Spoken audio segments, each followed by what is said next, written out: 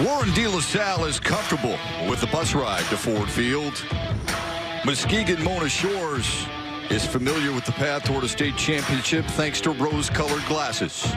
It's the most anticipated bus trip of a high school football lifetime. The Division II state championship game. Warren De La Salle and Muskegon Mona Shores are the last two teams standing. A traditional power from Detroit's Catholic League against the new power of the West Side's OK Conference.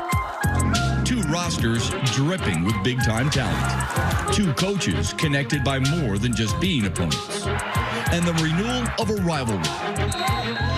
For the third time in 7 seasons, these two teams meet in the championship game. A Cinderella run against a team determined to repeat. It's the Division II state final. Next.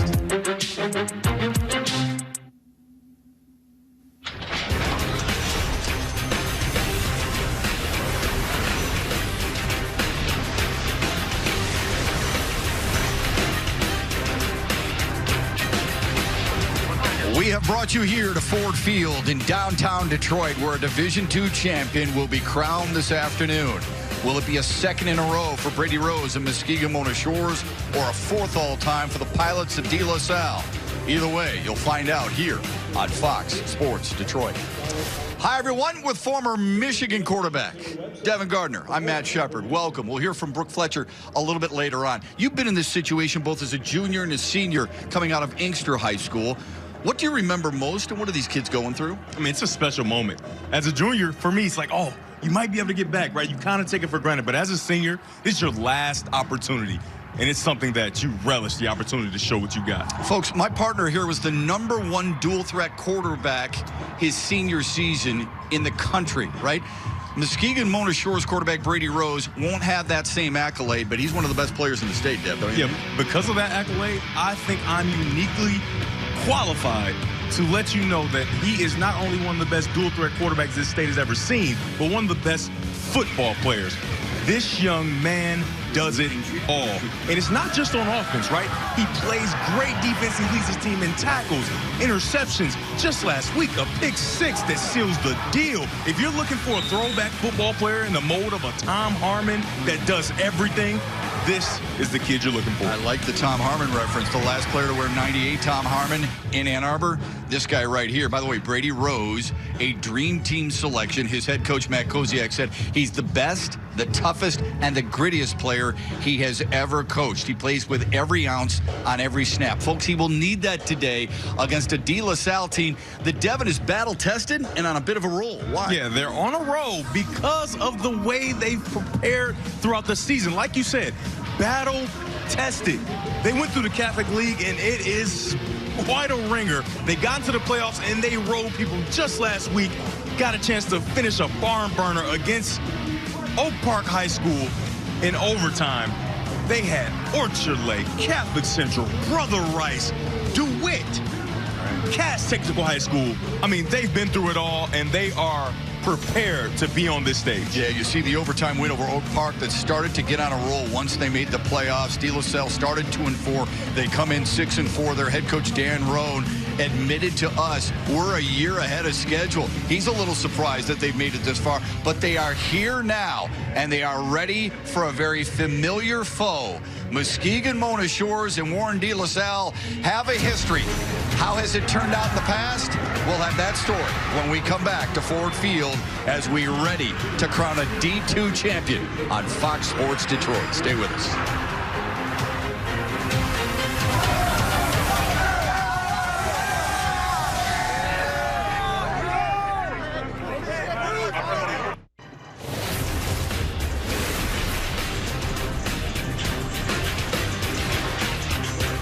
The MHSAA football finals are proudly brought to you by the Sparrow Health System.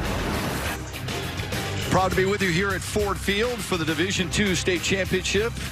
With Devin Gardner, I'm Matt Shepard. Let's welcome in the third member of our broadcast team on this Friday afternoon. Hi, Brooke Fletcher. Hey, Shep, yeah, this is the third time in 7 years that these two teams have met in the state finals. And Warren De La Salle won in 2014 and 2018, so you'd think they were coming into this game with a This Mona Shores team is a team not to be taken lightly, especially behind star quarterback Brady Rose. He led the Sailors to a state championship back in 2019, and he is ready to repeat. Now, I asked Coach Koziak, hey, are you coming into this game with a chip on his shoulder? And he said, yes and no. It's a double-edged sword. He said, yes, the last 2 times we've lost at Ford Field was to De La Salle, so it gives his kids an extra motivation. But he said, ultimately, hey, we don't care who we have to go through. We just want to win this state championship. Thanks, Brooke. Yeah, Dan Roan said Matt Koziak, the head coach, Muskegon Mona Shores, does a tremendous job. He understands that they are super talented, and they will have to deal first and foremost with number 22 in powder blue, Brady Rose. And there's the head coach, Matt Koziak of Muskegon Mona Shores. And to Brooke's point, he understands that he is now the hunted. He said, we've taken everybody's best shot as defending champion, and we are ready to defend it here today. A line drive kick to Rose. Bounce into the outside. And a pretty good start for his offense, right around the 28-yard line. Don't let the size fool you, folks. At 5'7", a $172, he is an absolute baller. He is, like we talked about in the open, one of the best players this state has ever seen. And he is going to live the rest of his life as a legend around his community. And he's trying to get them one more state championship. I love what you said before the game to me. You said, Brady Rose will never pay for another lunch in Muskegon again. Now, the NCAA will have something to say about that. But after his college career is over at Fair State, absolutely not. 4 wide receivers set. And it'll be Rose on a pitch to Keandre Pierce for the edge. Good speed and a first down and more. Up front, Rose is protected by a solid offensive line, the heaviest they've ever had under Matt Koziak, led by Bryce Sikkema, a 2-year starter and who is Rose's best friend. Gary Humphrey, the wide receiver, wearing number 4, leads them in receiving yards. You saw Pierce on that rush there, and Elijah Johnson is their featured tailback primarily. On an inside give, and looking for a bit of a lane there, and spinning all the way to the 35-yard line goes Elijah Farnham. On these first 2 plays, you can see that De La Salle's plan is to stop Brady Rose, and it's opening up, and Brady Rose is making good decisions. This is a quarterback power, right? You see him completely commit to Brady Rose, but it allows the runner to outflank the defense immediately. Very good job by the coaching staff of Mona Shores, knowing, and Brady Rose not trying to do too much, right? Take what the defense gives you. That's what's gotten you here, and he's already doing it early. You saw him on the first play with pitching the option, and then now he gives it on the quarterback power read. Farnham picked up 24 on that carry. Now Rose works out of the pistol.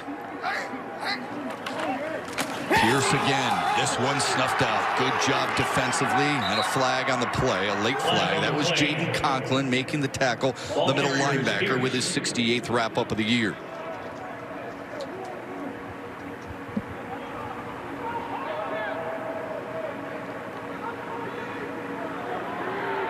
Conklin on the play defensively for the Pilots.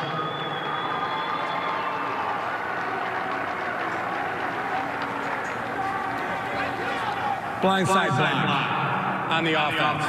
15 yards from the spot of the foul. Repeat, first down. That's something they're trying to take out of football. You know, at home, you're probably thinking, well, that's good football. He's chasing the runner, and he blocks him, but the crackback block has been changed. You cannot do that any longer. Essentially, the defender has to see you before you can take him out like that. So first down at 24 for Muskegon Mona Shores on the very first drive of the day. Rose, a home run ball, and that's a little bit far for his intended receiver, Gary Humphrey. That is not a bad throw by Brady Rose. His receiver initially is getting held, and it's a little too far. It's a De La Salle defense that has given up just 22 touchdowns on the year, 11 on the ground, 11 through the air. Up front, Dylan Weaver is a 3-year starter. Will Beasley leads the team in tackles. Tyler Gerling, number 4, is a captain and a very strong leader for this Pilots club. Second down at 24 for Muskegon Mona Shores. On the inside ride. Elijah Johnson. Brook a tackle. He's into the clear for a moment and inside the 20. A red zone carry. A first down move. And Muskegon Mona Shores with a big play. The third big play of the drive. Coach Roan is not going to be happy about this. They have 8 players in the box for a reason. You're going to hear the same ride across. Reading the defensive end right here. The defensive end gets underneath. He gives it. First down and 10. Coach Roan's not going to be happy. 8 guys in the box. You have to be able to stop the run, and they give up a huge play early in the game. 33-yard carry. Now Rose sifting his way to about the 12-yard line. So far, Muskegon Mona Shores on this drive. A 13-yard pickup, a 24-yard pickup, and a 33-yard gainer. 33, Will Beasley. De La Salle's made it clear what they're going to do on defense. We're going to stop Brady Rose. So that's going to leave a lot of opportunities on the outside with one-on-ones and opportunities for Brady Rose to put the ball in the air. 3 wide receivers set for Rose on a 2nd down and 6. See, 8 guys in the box right here. Rose will keep it. Into the secondary. Touchdown. Touchdown, Mona Shore. 22, Brady Rose on the keeper.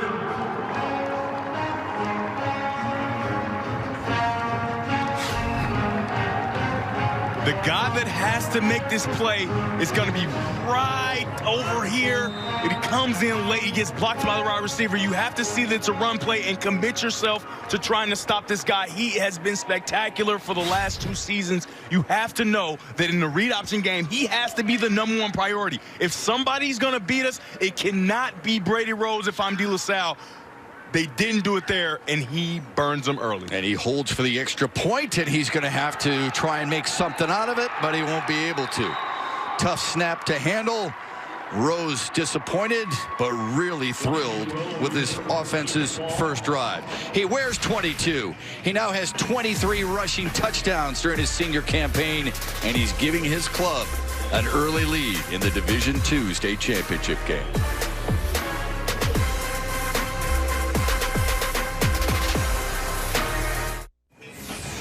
Muskegon Mona Shores is trying to repeat as a state champion. Brady Rose led their team to an upset win over King a year ago in this same stage. I mean, it was so much Brady Rose. I was there live. As you can see, he's here making an interception. He was as talented a player as I have seen in a state championship game. But let me remind you, it was only his 2nd time playing quarterback because their quarterback gone down the previous game. He comes in, wins that game, then he comes into that game in the state championship, the biggest stage to date at that point, and he performs as well as you possibly can against a very good Detroit Martin Luther King football team. He had a 3 rushing touchdown day. He also passed for a touchdown in that win over King, and really... And he had an interception. Yeah, and headlines then started, and articles started pouring in for sure. He had 16 total yards on the first drive, and Muskegon Mona Shores has the 6-0 lead. Keegan DeKuyper will kick it deep. Brett Stanley for De La Salle from the 10. Some good blocks to get it past the 30. And Warren De La Salle will try and answer now, Devin. A team that comes in 6-4 out of the Catholic League. They were 1-2 in that conference this year. Yeah. Brady Drogosh, just a sophomore, but a live arm and a guy who seems to have figured it out and where he fits on this team. Yeah, without question. They have been through the ringer. We highlighted in the open.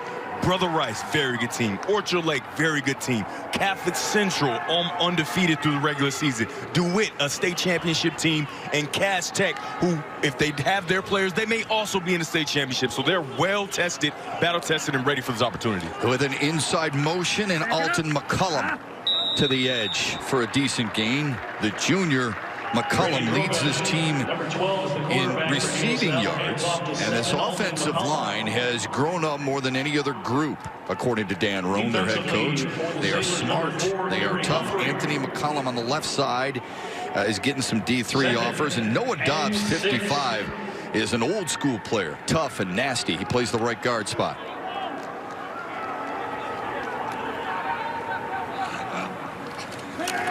First time through the air, pressure comes, and he unloads, incomplete.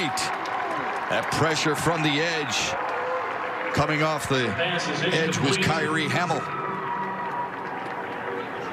Stanley, the intended receiver. Yeah, he's going to drop back. He doesn't like what he says. He gives like a play action, but the running back sees that there's pressure and blocks. And just too late, right? You know, you're going to have to get that ball out because this defense of Mona Shores is poised, right? They've heard all the talk about Mona Shores' quarterback, Brady Rose, but they are here to prove a point that, hey, we're a talented unit as well, and we can play with the best of them. 12 sacks on the year for the defense. Drogosh wants to throw on 3rd and long. Pump fakes, and down he goes. Wrestled down at the 28-yard line by Bryce Sickenga. And Sickenga, with his team-high 5th sack of the year, thwarts the De La Salle drive. This play is designed similar to a naked bootleg to get the quarterback out of the pocket so that he can throw it away if it's trouble. Right? He fakes it, and they're trying to set up a throwback, but it's not there. Get the ball out of bounds or near someone on your team so that you don't have to take this big loss and give great field position to Mona Shores. Michael Bucci will punt it away for De La Salle. Off the side of his foot, Brady Rose yells fire, telling everybody to get away from it. And it'll wobble down to the 38-yard line, and that's where Rose and the offense will try and take flight. A 31-yard punt. No return, but a 6-0 lead for Muskegon Mona Shores. It is different when you come into a season or even a game with the bullseye on your back, being the hunted rather than being the hunter. How does that change people's minds, do you think? I mean, they have been tested this year, right? Because like Coach said, they're going to get everyone's best shot as the defending state champion, and everybody's heard all about Brady Rose. And when you play teams, they want to show, hey, this little guy's not going to do it to us. But nobody's been able to stop him. Elijah Johnson with the lean. Instead, Rose keeps it and gets 2 hard-fought yards out to the 40-yard line. Dragged down by Jaden Conklin. Muskegon Mona Shores in the Division II state championship game for a 2nd straight year. You see their school profile. Justin Abdelkader, former longtime Red Wing there.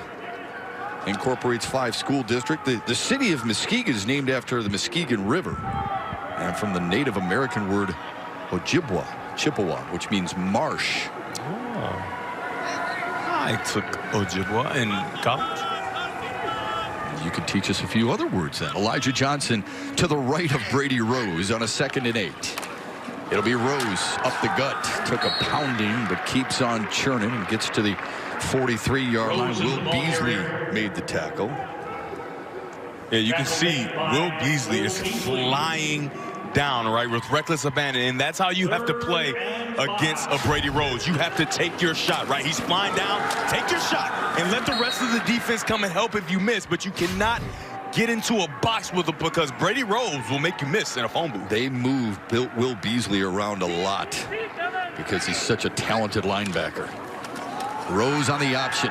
He'll cut it up. He'll break a tackle. He's into De La Salle territory for another 1st down. Ball carrier is Brady Rose. John Hunt came up, made the tackle from the safety spot, but not before Rose picked up 11. I love watching this Mona Shores offense work. The variety they have in the way that they do things, right? They have the fake the dive. It's kind of like the option that we watch with the Division 8 teams and things like that, but it's from the gun, and you have motion guys coming back as the pitch man, and then you have such an explosive runner at the quarterback Reminds position. me of the old Oklahoma offense. Absolutely. I agree. Holloway at the helm. Rose throws off his back foot downfield, and it's almost hauled in. Would have been a whale of a catch by Elijah Farnham. Bobbled it a little bit. Tough play for a wide receiver. Should be 2nd and 10. That is a big throw. He rolled to the outside the right hash and threw a corner back across the field outside the numbers. And he almost threw a touchdown pass. That, I mean, for a guy who we look at as the runner, and like that's directly in his receiver's hands, just an inch above the defender's outstretched fingers. Pretty good coverage by Tyler Gerling downfield. 3-year starter wearing 4 in white. Johnson spinning away from pressure and stuck at the 45-yard line. It'll be a 3rd down and long for Muskegon Mona Shores. Remember, they faced that on their first drive, and it was picked up thanks to a nice run from Elijah Farnham. Andrew Jasikaitis, 53. That last throw we saw from Brady Rose is the maturation of Brady Rose as quarterback. Last year in the state championship, or even earlier this year, you wouldn't see him rolling right and chucking the ball way across the field. But he trusts himself. He loves what he's been able to do, and his coaches trust him as well. Over 2,000 all-purpose yards on the year for Brady Rose on a 3rd down and long. Quick throw out to Pierce. Broke one tackle. Couldn't get by another. Stymied at the 41-yard line. This could be 4-down territory. Came in to clean him up. Keandre Pierce. This could be 4-down territory, Shep. Jaden Conklin. With a play like that, right, you throw it, get a quick throw, and try to get some yards back. Maybe you outflank the defense. They do it here. They get a couple yards, and they trust that Brady Rose can get 4.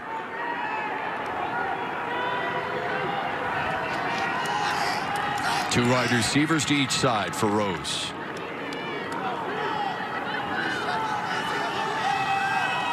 Watch for Brady Rose on the edge and some kind of combination up here with the receivers.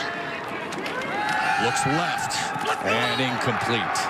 Intended for Gary Humphrey. Humphrey went in, Rose threw out, and De La Salle holds. They get the ball back, trailing 6-0 when we come back to Ford Field after this.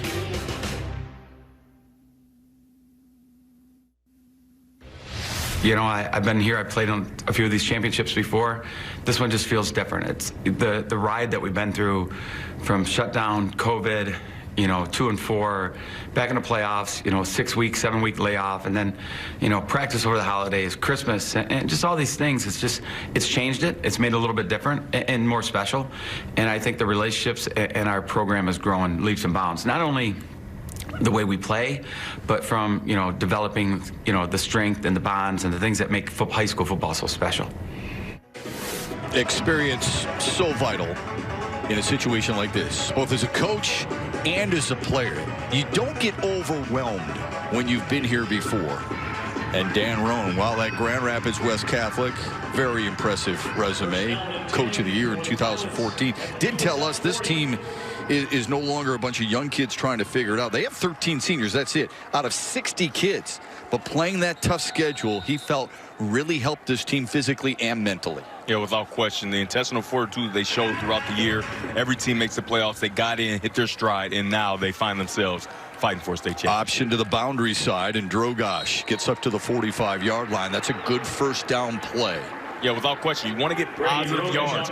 5 yards on 1st down is ideal, right? So now you set up a 2nd and 5 where you can pass the ball, you can run the ball. You have your entire playbook at your disposal, and that's conducive to success. I think the Pilots are in an advantageous position as they move on their 2nd drive. Jeff Lenarowitz on the tackle from Muskegon Mona Shores. Brett Stanley to the left of Brady Drogosh. And he gets the call. Slicing his way close to midfield before taken down a yard shy of the chains. Gary Humphrey with a nice tackle. Hard working, really good captain, wearing 4 in blue. And you saw Stanley get upended by Humphrey. No surprise considering Humphrey is a state champion power lifter. Boy, that translates, doesn't it, Dev? Without question. You know, it's always the wrestlers and the power lifters that translate really well on the football field. But Stanley's no slouch in the strength department either. Take a look at those legs, right? You can see the power cuts that he makes and tries to get vertical very, very quickly. And it's because of how strong his lower body is. Stanley was a freshman on the De La Salle state championship team. He's got the 1st down into Muskegon Mona Shores territory. Stanley on the carry. 1st down, De La Salle. The De La Salle was founded in 1926, right across from Connor Creek, next to City Airport. They relocated to Warren in 1982. I like the name of their student newspaper. It's called The Co-Pilot. It's pretty cool. See some noted alum. In addition to that, J.P. McCarthy, the late great talk show host in the city of Detroit. How about Shane Morris? Shane Morris, who came and visited our booth before the game. Yes. Yeah. Great to see him. One of the best quarterbacks that ever played at De La Salle. Beasley on the carry. Positive yards on first down. That's what De La Salle. They don't want to get behind the chains. They don't want to get out of that comfort zone of who they are. They love to keep control, right? They will pass the ball, but they're a ball control offense. They've been that way for years, and they get a new coach, and it stays the same. The culture, as far as that's concerned, stays the same. They want to control the clock, control the ball, and they're doing a good job in their second drive here. And coaches to his talent, what they do well. Beasley's in motion. On a second down and long, Drogosh outside the pocket. Has time. Pump fakes once. Broke a tackle. Looking for the edge and cut it back for a first down carry. Nice run by the De La Salle Q. Drogosh keeps the ball and runs for a De La Salle first down. I've loved to see the maturation of Drogosh. Still a relatively young quarterback. Early in the year, you wouldn't see this, right? You see him take a sack, right? He makes a play. He makes one guy miss, puts his head down, and now he's trying to get as much as he can. He knows that these snaps can be limited because of the quarterback on the other side, and he's taking advantage of every snap. Very good job. Love the way he's matured throughout the year. 3 wide receivers set on a first down. Instead, they give it to Stanley. Bounce into the outside and dragged down by Humphrey after a gain of a few. Stanley is the ball carrier, driven out of bounds by Gary Humphrey.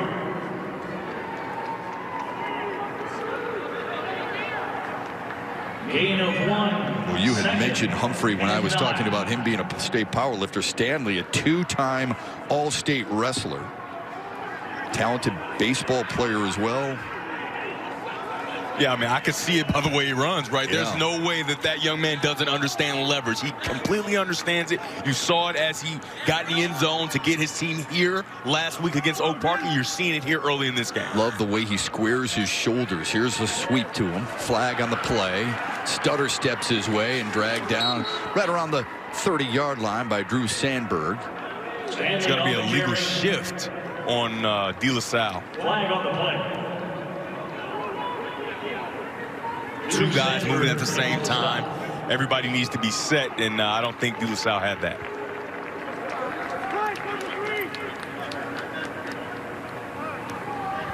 Illegal motion on the offense. 2 men moving at the same time. 5 yards from the previous spot. Still second down. March it back to the Mona Shores 45-yard line. The 5-yard penalty. And at home, that penalty isn't always just because of 2 guys motioning. It might be a guy that just didn't get set while another guy was motioning, or 2 people just taking their sweet time, and you know that drives coaches crazy. Get to the line of scrimmage and get set so we don't have penalties like that we should be able to avoid. They reposition it to the 42, Mona Shores. Second down and 14. So second down and 14 for De La Salle. Tough to keep this in mind, but quarterback's got to be thinking, I don't have to get it all in one play. You do not. Look for an easy throw. You got soft coverage to the top of the screen right there. Instead, it's Stanley. Upended at about the 37-yard line. Ball came out, but he was already down. Stanley on the carry. This is a big third down. Sets up a third and relatively long. On the stop, along with Brady Rose. Might be thinking 4-down territory anyway. They'll have some time to talk it over because that is the end of the first quarter, and a quick moving first quarter here at Ford Field.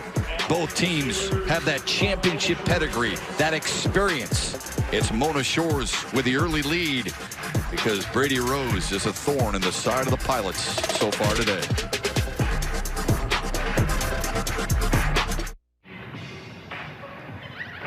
Welcome back. Mona Shore leads 6-0 here in the start of the second quarter. This is Dan Roan's first year as head coach at Warren De La Salle. Before that, he was the head coach at West Catholic for 9 seasons, and that is where the Mona Shore's football connections began. You guys, try to stay with me here, all right? The defensive coordinator for Mona Shores is Dave Check. Now, he was Dan Roan's defensive coordinator all 9 seasons at West Catholic, and that's where they developed their great relationship. And on top of that, Mona Shore's current current athletic director Todd Conrad was also on Roan's staff at West Catholic for 3 years. Oh yeah, not to mention they're best friends, and they stood up in each other's wedding. And if that wasn't enough, you guys, how about a connection of one of the kids? Dan Roan played college football with Brady Rose's father, Ken Rose, at Grand Valley. Quite the connection. They all have a great relationship, you guys. They've been talking about this game since last July. They're all members of the Muskegon Golf Club, and Todd and all these guys, they actually were talking about this game, talking a little smack, and Dan Roan said if he can't beat them today, he'll maybe beat them on the golf course. Well, who usually wins in golf, Brooke? That's the question. Oh, I didn't get that inside information, you guys. Who do you think? Well, we do know that they go out there and they make sure there's Dan Roan and Dave Check. Oh, who's at the golf course? I thought you were asking. No, I was saying who usually wins, but yeah. no recreational golfer gives their correct score anyway. So we know that, right? I mean, right, of course. And they had a good embrace before the game today and hugged one another and were smiling and laughing about a few things. There's a big 4th down for De La Salle. Need 5. One-on-one at the top of the screen. Let's see if they take a shot. Toss to Stanley. Gonna be close. Gonna be very close, but he's gonna be short. Stanley, it's the pitch and runs for the Pilots.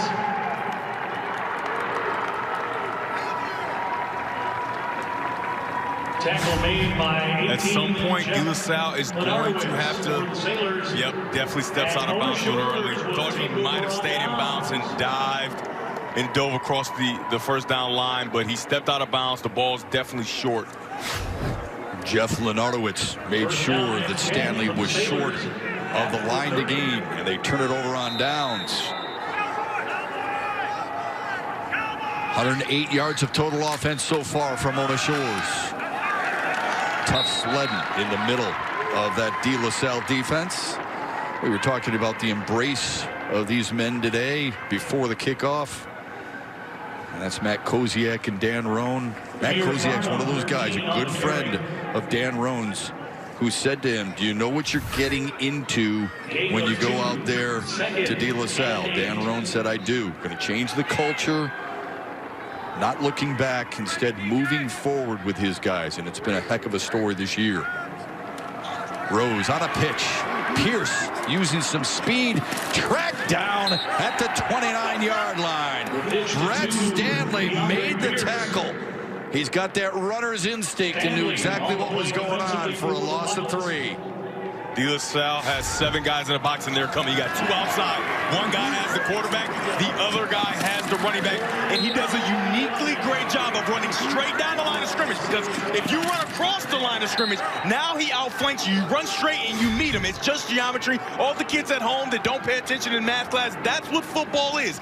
Angles and knowing what angle to take at which speed to get your guy. Stanley does a great job there taking the proper angle. 30, and White's just a football player. Brady Rose looking for the edge, keeping the play alive. Oh, what a play! And a nice grab by Elijah Farnham. Yeah, it's a flag on a play. He has enough for the first down if this flag is not on Mona Shores. This is creativity right here, This is a sign of a great dual-threat quarterback. Just draw him in, draw him in. You know you're getting to the side. Oh, you come up. That's my cue to throw the ball over your head. Very good job by Brady Rose. He has a unique feel when he's outside the pocket of what to do with the ball and when, and that's why he's been so successful, right? Because they have to worry about the threat of him crossing the line of scrimmage and hitting the big play. He waits, he waits, he waits, and then he dumps it right over the defender's head for a first down. If you watch the beginning of our broadcast, there was a play similar to that when he made last week against Traverse City Central. Yeah. Falling down, like almost like a fadeaway jump shot to the right. And it will be on Mona Shores. Ineligible receiver, downfield. Number 55 on the offense. 5 yards from the previous spot. Still third down. The reason that happens is because the play was extended for so long, and even his own teammates, Brady Rose, they expect him sometimes to run down the field, right? So you get your lineman trying to go get blocks for you, you string the play along, and then you get the ball out and guys are downfield. Yeah, it's tough for those offensive linemen. Remember, those are the guys with their back to the football. They're not knowing what's happening behind them. They're only thinking downfield, right? On a third down and 16. Rose from the pocket. Big arming it downfield. Looking for Farnham and off his fingertips. Almost there. Wow.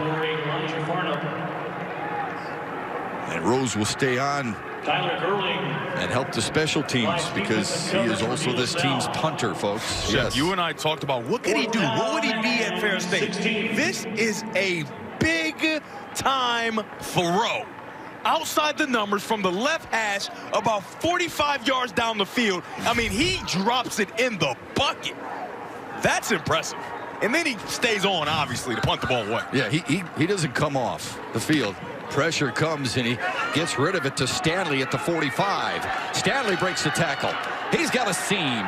Good return as he limps his way inside the 35 to about the 34-yard line. 6-0 Mona Shores, but a 20-yard return has put Warren De La Salle in good shape when we come back.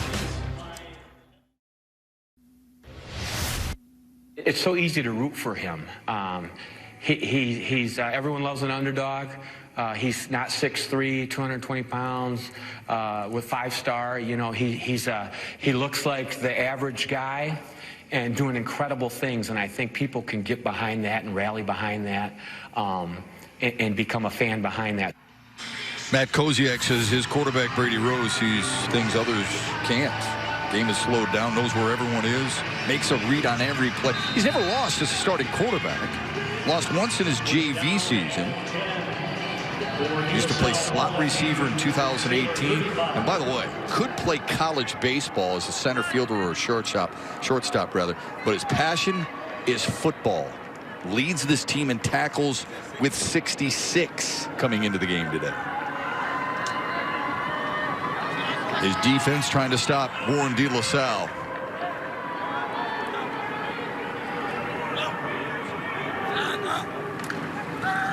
Stanley feeling his way, keeping the play alive, and then he's dragged down by Brady Rose.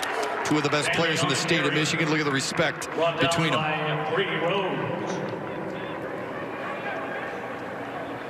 That's an impressive play by Brady Rose. This is where Brady Rose starts to play. He's going to find a way to get way over here as the play starts and stop this play from having any chance. I mean, I don't think you guys at home know how tough it is to come from the middle of the field and stop an outside zone play as the free safety. I mean, that is good closing speed. And very good for Brady Rose. And I mean, how did he stop tackling, right? Yeah, very good tackling. I mean, it's one thing getting to the spot. It's another thing getting there and making the stop, and that's what he did. 2nd down and 9. And a flag on the play. Gonna get him for a delay of game. Clock ran out.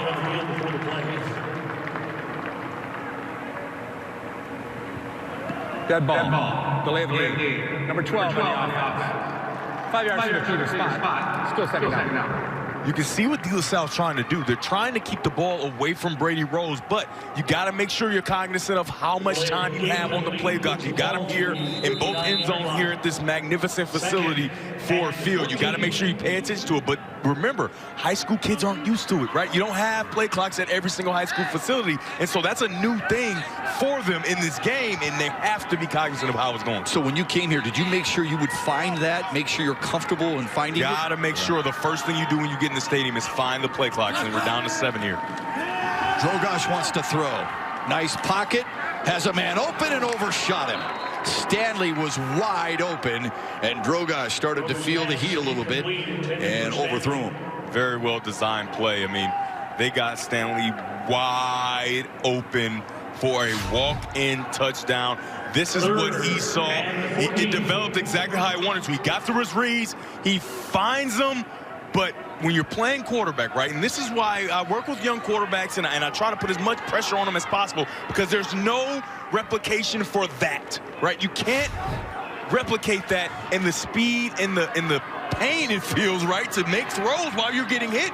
And so he wasn't ready for that hit, and he overthrows the receiver by quite a bit. Carson Merrihew brought the pressure from Mona Shores. 1 for 3 on 3rd downs. Drogosh weaving his way through traffic. He'll keep it. Slide his way to the 34.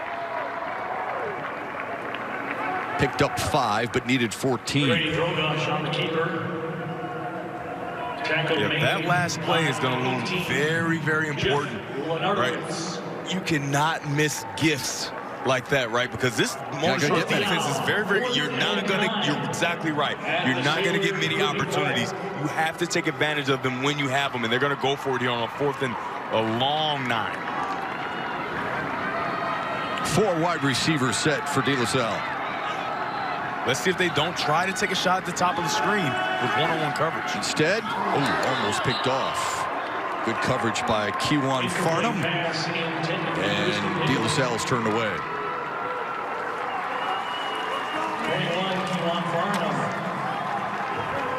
I thought they'd take a shot to the one-on-one at the top of the screen, but he takes a shot in the one place that was not one-on-one in the middle of the defense, right? You have a guy in the middle of the field plus man under. You have got to find a way to read the defense and find your matchup, and I think the matchup is one-on-one to the top of your screen. They got to be careful. This Mona Shores team has 11 interceptions on the year. Very opportunistic. Yeah. Averaging 1 a game. Rose with a handoff, crawling his way for a nice gain is Dahir Farnham. Well, tune in tonight to watch your Detroit Pistons take on the Houston Rockets on Fox Sports Detroit Plus. Coverage begins with Pistons Live at 6:30. That's tonight. Pistons and Rockets at 6:30 on Fox Sports Detroit Plus. It's a more enjoyable team to watch. They may not be winning right now, but they are more enjoyable to watch. And I'll tell you this, Jeremy Grant can flat out get it done, can he? Rose with an inside handoff and getting to the 45-yard line is Farnham. Will Beasley on the tackle. Beasley's an interesting guy. 33 in white, I should say, is an interesting guy. His brother plays defensive end at MSU. And his brother actually called Dan Roan. They were talking earlier in the week or earlier in the season and stressing to make it fun for the kids, and that's what they've done. They've turned it around, had a bowling event where they really came together, and their season then took off. On a 1st and 10 for Mona Shores. Rose found an opening. That's all he needed to get into De La Salle territory before he's pinned at the 45. Another 1st down run and another tackle for Will Beasley. Mona Shores, 1st down. Defensive stop by. So he's going to read option, and it's a quarterback pull, right? It looks like read option, but they're pulling the guard around to make sure that they can get a lead blocker for Brady Rose going through the hole. They got to find a way to stop that play, because with 8 guys in the box, you got to force them to pass the ball. But if you have 8 guys in the box and they're still able to do what they want to do, which is run the ball, there's no reason for them to take shots.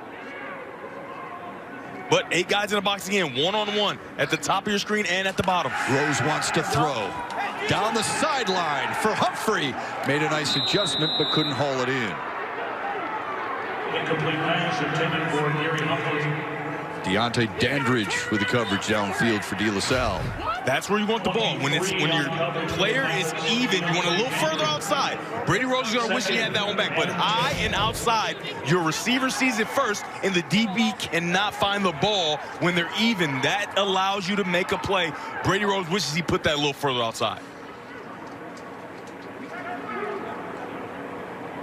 But that's what they're going to have, Shep. They're going to have opportunities like that to get the ball down the field because of the way De La Salle is playing defense and how much they're committed to stopping not only Brady Rose, but the rest of the runners on Mona Shores offense.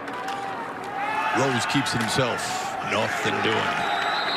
That hole was plugged up quickly, led by Jaden Conklin. Boy, we've talked a lot about 28 and 33 in white so far today.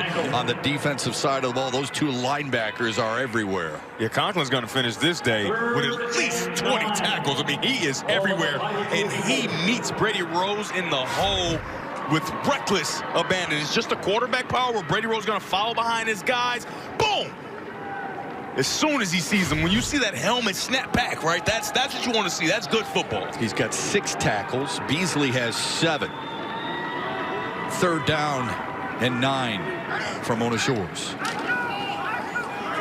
Little misdirection to Pierce. Nice block on the outside as he gets close to the 35-yard line. Some credit there for guys downfield doing their job. Elijah Johnson was a nice block in front. Humphrey had a nice block in front as well. Well-designed play and well-executed. You're going to have the offensive lineman pulling around with like a reverse action. Very good job and well-designed by these guys. Look at these big hogs getting out front. Got the running backs leading the way through. Very close. And on a 4th and 1, you usually think that with Brady Rose, you're going to have a chance of getting this first down. Elijah Johnson is the lone tailback, Devin, from Mona Shores on a 4th and 1. He's to the left of Rose. Rose will keep it, get the first down. Plug his way inside the 30, down to the 27-yard line. He is hungry for more before Beasley stopped him. I mean, Brady Rose is as strong as they come in this small frame. He's like the little engine that could. Chugga, chugga, chugga, chugga, chugga, chugga, chugga. He is moving the pile. 9 yards to the good for Mona Shores to keep the drive alive.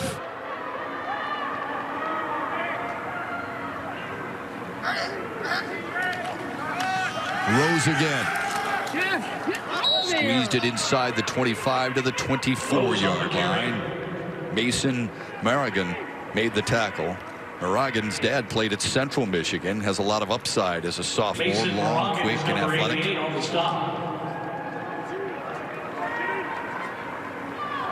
Mona Shores off of this play action. They're going to want to get the ball out. They're going to want to get the ball outside. Maybe a slant here with the play action with this guy flying down trying to stop the run.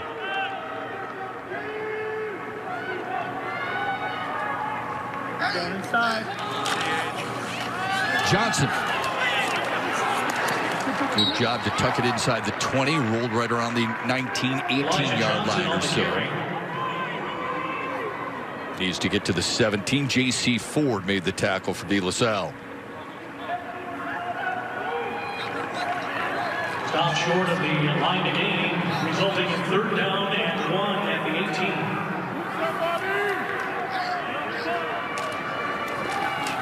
Rose popped right in the mouth and driven backwards. Jaden Conklin and Brady Rose are getting to know one another really, really well. Allow me to reintroduce myself. My name is Conklin. My goodness. Brady Rose must not have seen him coming. This is a one-on-one, man-on-man. I'm coming from the backside. Boom! What a hit. Doesn't even see him. Great job. I said it. Conklin's going to finish this game with 20-plus tackles. Well, yeah, he's going to have double digits in the first half at this rate. He has been fantastic so far. These linebackers for De La Salle have been on the money, stopping Rose short.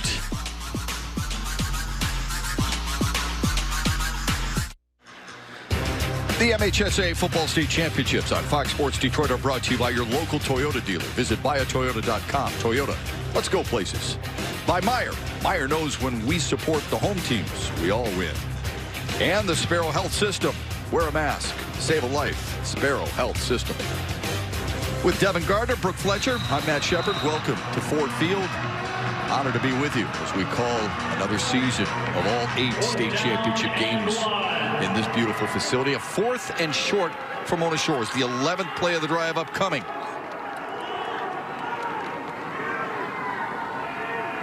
Brady Rose, power to the right. There you go. And he's got it. Boy, give some credit to the big fellas up front, too, right? Emmons, Millis, Sickinga, Flanders, and Kloss.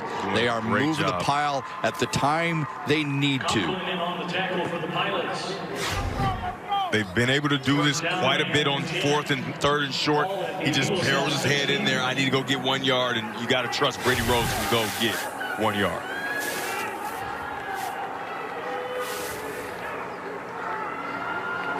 Off the reset, Johnson right up the gut, spinning his way to the 9-yard line. Will Beasley in on the tackle. That's his 10th of the first half already. 33 has 10 tackles, and number 28 in white has 8. That is yeoman's work, my friend. And these are violent tackles as well. Yeah. Not just pulling it to the ground. 2nd and 3. All the way. Touchdown! Mona Shores. Touchdown. Elijah Johnson. Elijah Johnson, the ball carrier into the end zone for the touchdown, Sailor. The threat of Brady Rose on the edge is widening the linebackers, and it's setting up the blocks for the offensive linemen. They're able to have advantageous angles, right? Football is about angles, and it's not just in running the ball, it's in blocking. And because the way Brady Rose is able to hurt defenses, the linebackers are following him, moving right in the position to be blocked, and they're clearing the way out for their running back. Remember, on their last touchdown, the snap to Rose, the holder, was a little low, tough to handle.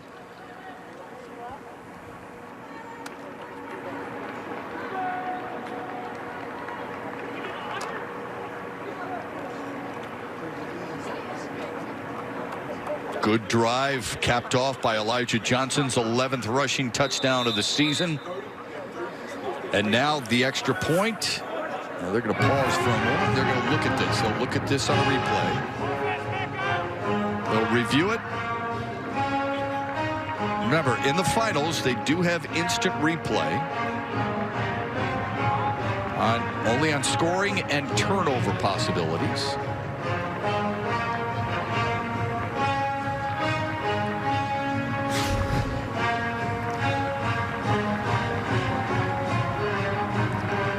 Tough on that angle, right? If we get another angle, maybe, but if it's not very clear, right? If you don't have a right down the line angle and it's not clear that it's not a touchdown, that you can't overturn it.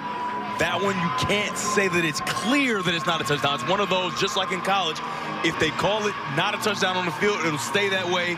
And here, because they called it a touchdown on the field, it's probably going to stand. Ruling on the field with a touchdown. The ruling stands. There it is. Confirmed to make it 12-0.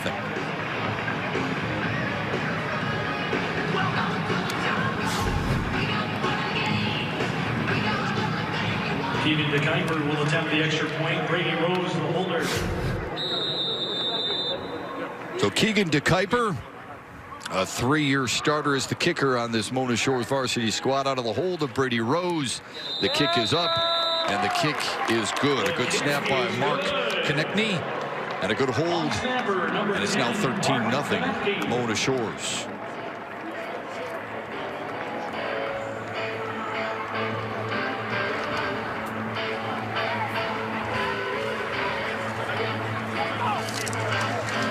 Every team and every school has a story to tell, and how you can find those stories behind the score. This last touchdown, I talked about how the linebackers are being deterred and worrying about Brady Rose. You're going to get a double here, right, to the linebackers, and they're going to watch this young man right here. The linemen are going to get to him, and he's going to get blocked for a second, and watch where his eyes go. Going to give the ball there. Look at his eyes. Look at his eyes. He lets the runner run right past him because he's looking at Brady Rose. He's trying to find where's Brady Rose. A lot of attention has been given to Brady Rose, and that's the reason the runner is allowed to essentially walk right past the leading tackler on the Pilots defense. What? Look at the eyes right there. He has no idea where the ball is, and he just assumes that Brady Rose probably has it. Instead, it was Elijah Johnson, the downhill runner on this Mona Shores team. Blue-collar kid, just scored a blue-collar touchdown. Brett Stanley, nice reversal direction to get to the 35-yard line. He is that type of player for De La Salle.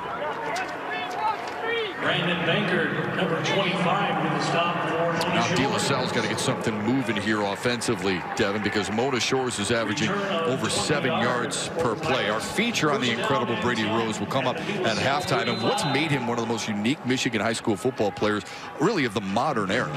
We'll look ahead to the Division VI final between Clinton and Montague. Rob Rubik and I will have that one for you, and Devin Gardner breaks down the first half of today's game as well.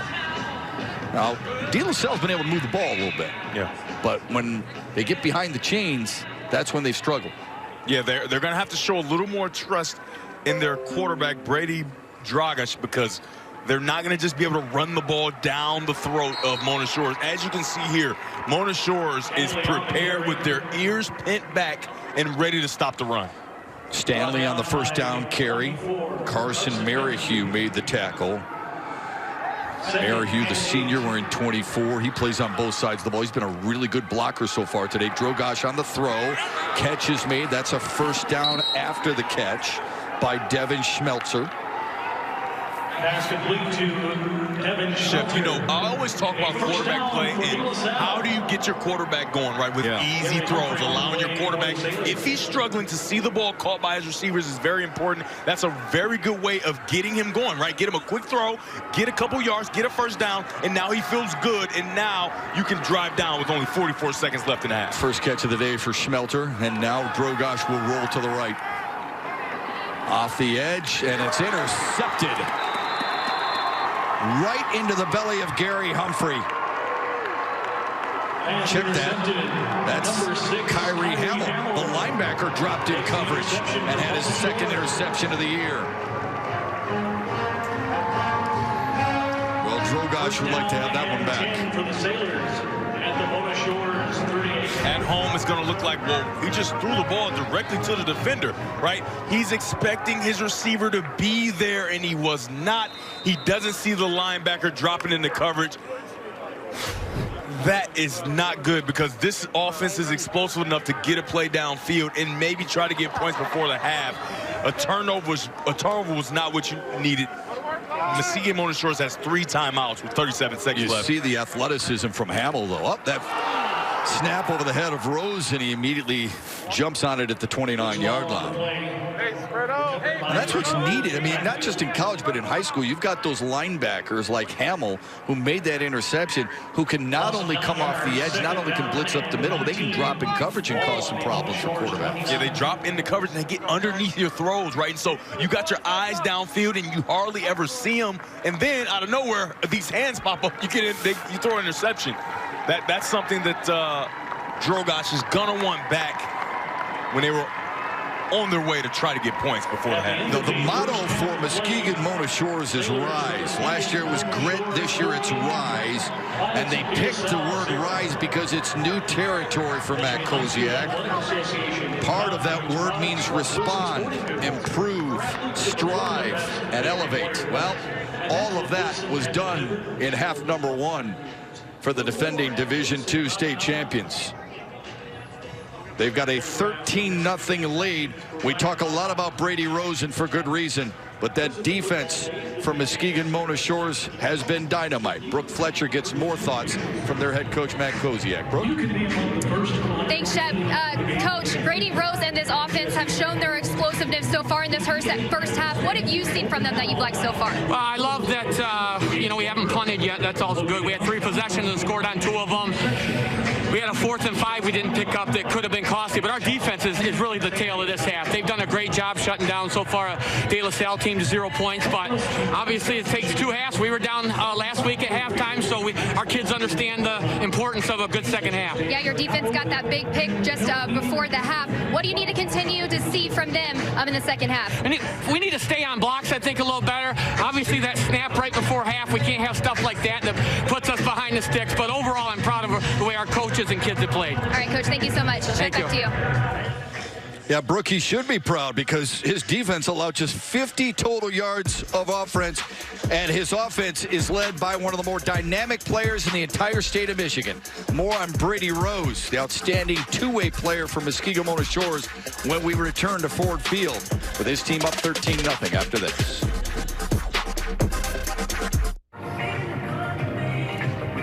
Welcome back. Mona Shores leads 13-0 here at halftime.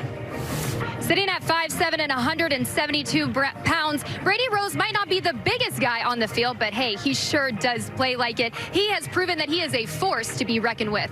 Our very own Mickey York sat down with Muskegon Mona Shores Swiss Army knife. Grit. Greatness. Baller. In one of the wildest high school football seasons ever, Muskegon Mona Shores senior Brady Rose has put together one of its finest. A performance that took shape at the end of last season when Brady rose from backup quarterback to lead his team to the Division II state championship. Maybe they didn't even know I was a quarterback, and then being surprised one game before maybe gave them a little bit less time to figure our team out with a new quarterback. So everybody rallied around me. They knew I could do it. They knew they had my back, I had their back. So I've been playing quarterback for a long time, and they had my back, and we got the job done. His ability to be able to slow the game down and see what everybody's doing makes him real special. I couldn't do it, you know, and I know a lot of other players can't do and see the field like he does. In an era of specialties, Rose is a throwback, always on the field, throwing for 958 yards and 11 touchdowns. He rushed for over 1,300 yards and 22 touchdowns. On defense, he led the team with 66 tackles and returned 3 of his 6 interceptions for touchdowns. He also happens to return kicks, handles the punting duties, and is the placeholder for field goals and PATs. The one time I see him get really tired was that second pick last Saturday. He's over here dodging, weaving, juking, and everything. And then he falls down, and I run up to him. I'm like, yeah, good stuff, man. He's just laying there. He's like, hold on a minute. He goes, I'm so tired. He got to have the ball in his hands. When he has the ball in his hands, some special things happen. There's no specialty holders for placements on that team. He does it. There's not a specialty punter on that team. He does that. He runs kickoffs back. He is the punt returner. It's a throwback kind of feeling, you know, to when maybe we played. Very refreshing, extremely refreshing. Rose is the son of a coach. Ken Rose served as the head coach at Mona Shores for 7 seasons from 2004 to 2010. From under that roof, Brady learned what it takes to be a great player and leader. He coached me from 4th grade all the way through 8th grade, and after 8th grade, he probably didn't even stop coaching me from home and over film and stuff. So I'd say I probably learned pretty much everything from him. Not wanting to give up and not wanting to quit and doing everything for their team to get to where we want to be. Everybody respects Brady a lot, and he's definitely the leader on our team. We have leaders on our team, but he's like the leader. And once he says something, people listen. He's just the most humble kid, the type of kid you would want your daughter to date. A great student, great in his classroom. You know, his teachers rave about him, his friends rave about him. He is just, you know, a lot of times you would say he's too good to be true. You know, there's no arrogance about him. He just plays the game like you would want every kid to play the game. Brady Rose hits the accelerator, and he's gone. Rose stands tall amongst his peers, despite the fact he's not that big at all. At 5'8" and around 170 pounds, he's often one of the smallest players on the field. But so is Barry Sanders, and he sprinted into the Hall of Fame with over 15,000 rushing yards in his 10-year NFL career. Spud Webb soared in a field of giants. Just 5'7", he played 12 years in the NBA and won a slam dunk contest. Tape measures can't account for the size of someone's heart. Size definitely isn't a factor, especially for him. It's pretty cool because I'll be on some guy, I'll be blocking, and I look over my shoulder every once in a while, and I see Brady just running upfield, or he's gone, or he's burning everyone, so it's like, oh, all right, nice, touchdown. That was a short drive. It's pretty crazy to think about that I'm up with those Division I big-time players, and it just for a little guy like me, just to be up with those big guys and those big-time players is awesome. It's so easy to root for him. He's everyone loves an underdog. He's not 6'3", 220 pounds, with 5-star. You know, he looks like the average guy and doing incredible things, and I think people can get behind that and rally behind that. I've had so much fun. I know our staff has had so much fun. I know his teammates have enjoyed having him, and he gets to put that Mona Shores helmet on one more time and leave an unbelievable legacy, win or lose.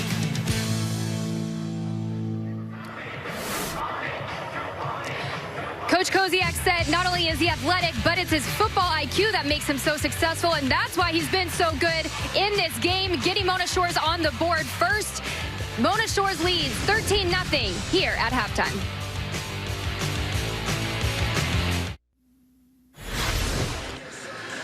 High school football fans, stay with us after the game because the MHSAA football finals continue. Coming up at 4:30, the Division 6 title game. Montague taking on Clinton. Find out who will take home the trophy on your home for the high school football finals. Fox Sports Detroit. That's not it either, because at night it'll be Dan McLean's Detroit Country Day squad against Cadillac at 7:30. We already had Centerville win their first ever championship. They beat Ubley. Here we are halfway through Division 2 with Mona Shores leading by 13. The second half kickoff is next. The MHSAA Football State Championships from Ford Field on Fox Sports Detroit are brought to you by Goodman Acker, Detroit's trusted law firm. By Chocolate Milk, the official beverage of the MHSAA. By Addicts. Visit addictsportswear.com to start your custom order today. And by the Michigan Department of Health and Human Services. Mask up, Michigan. Spread hope, not COVID. Muskegon Mona Shores has spread the wealth a little bit on offense. Couple of rushing touchdowns, including this one from Elijah Johnson from 9 yards out. It has given the defending state champions a 13-0 lead. Mona Shores took the opening drive, 86 yards. They had 5 runs, averaged over 17 yards per run. Brady Rose capped it off with a touchdown, 12-yard able to plunge it in there. And then Elijah Johnson, just before the half, finished off a 13-play, 66-yard drive in which Mona Shores kept it over 6 minutes. Devin Gardner, anything jump out at you on the first half stats? I mean, Mona Shores is dominating the game. 50 total yards of offense for De La Salle. A lot of them made about the Mona Shores offense, but their defense has come to play today. De La Salle will get the football to start the second half. Their head coach, Dan Roan, talks with our Brooke Fletcher to see what kind of adjustments when we come back. De La Salle's coaching staff has been respecting their players all season long of their willingness to fight and stay the course. What kind of halftime adjustments do they need to make? Dan Roan is here to talk about it with Brooke Fletcher. Brooke? Coach, you said the biggest challenge for your team today was to stop Brady Rose. How do you slow him down in the second half? You know, I think our defense did a lot of good things. The problem is our offense put our defense in a lot of bad situations. Let them grind us out a little bit, and then our kids started guessing at some schemes and got out of our technique. So, for the most part, I'm happy with what our defense has done. It's our offense that's put our defense in bad position. Yeah, speaking of offense, what adjustments do you make in order to get something going in the second half? I think we got to adjust the tempo a little bit. You know, I think they're checking a lot of stuff once we make our calls at the line of scrimmage and stealing signs or whatever. Who knows what's going on, but we got to adjust our tempo and get after it a lot faster. And if we can do that and keep running the ball and not put ourselves behind the chains, I think we'll be all right. All right, thanks, Coach. Matt, back to you. Brooke, thank you very much. Dan Roan has to be pleased with his defense overall. 30 plays run by Mona Shores, but Conklin and Beasley have combined for 17 tackles of those 30 plays. That means 33 and 28 are carrying the load on the defensive side of the ball. Now, the question is, can the offense draw some blood here? Yeah, they're going to have a tough time completely shutting down Brady Rose, as we saw in that first half. So the pilots of De La Salle, their offense is going to have to assist the defense, just like Coach Roan talked about. Let's see if they can get something going here on the first drive of the second half. Dev, look, if you're Dan Roan and you said to him, at the half, you're going to hold Brady Rose to 4 yards passing, you'd feel pretty good about that. I feel really good about that, right? Yeah. You held him below what he does, right? You're not allowing him to completely be the Brady Rose that everybody knows, the Mr. Football candidate. But how long can you do that is the question. Right. Brent Stanley is back deep for De La Salle to receive the kickoff.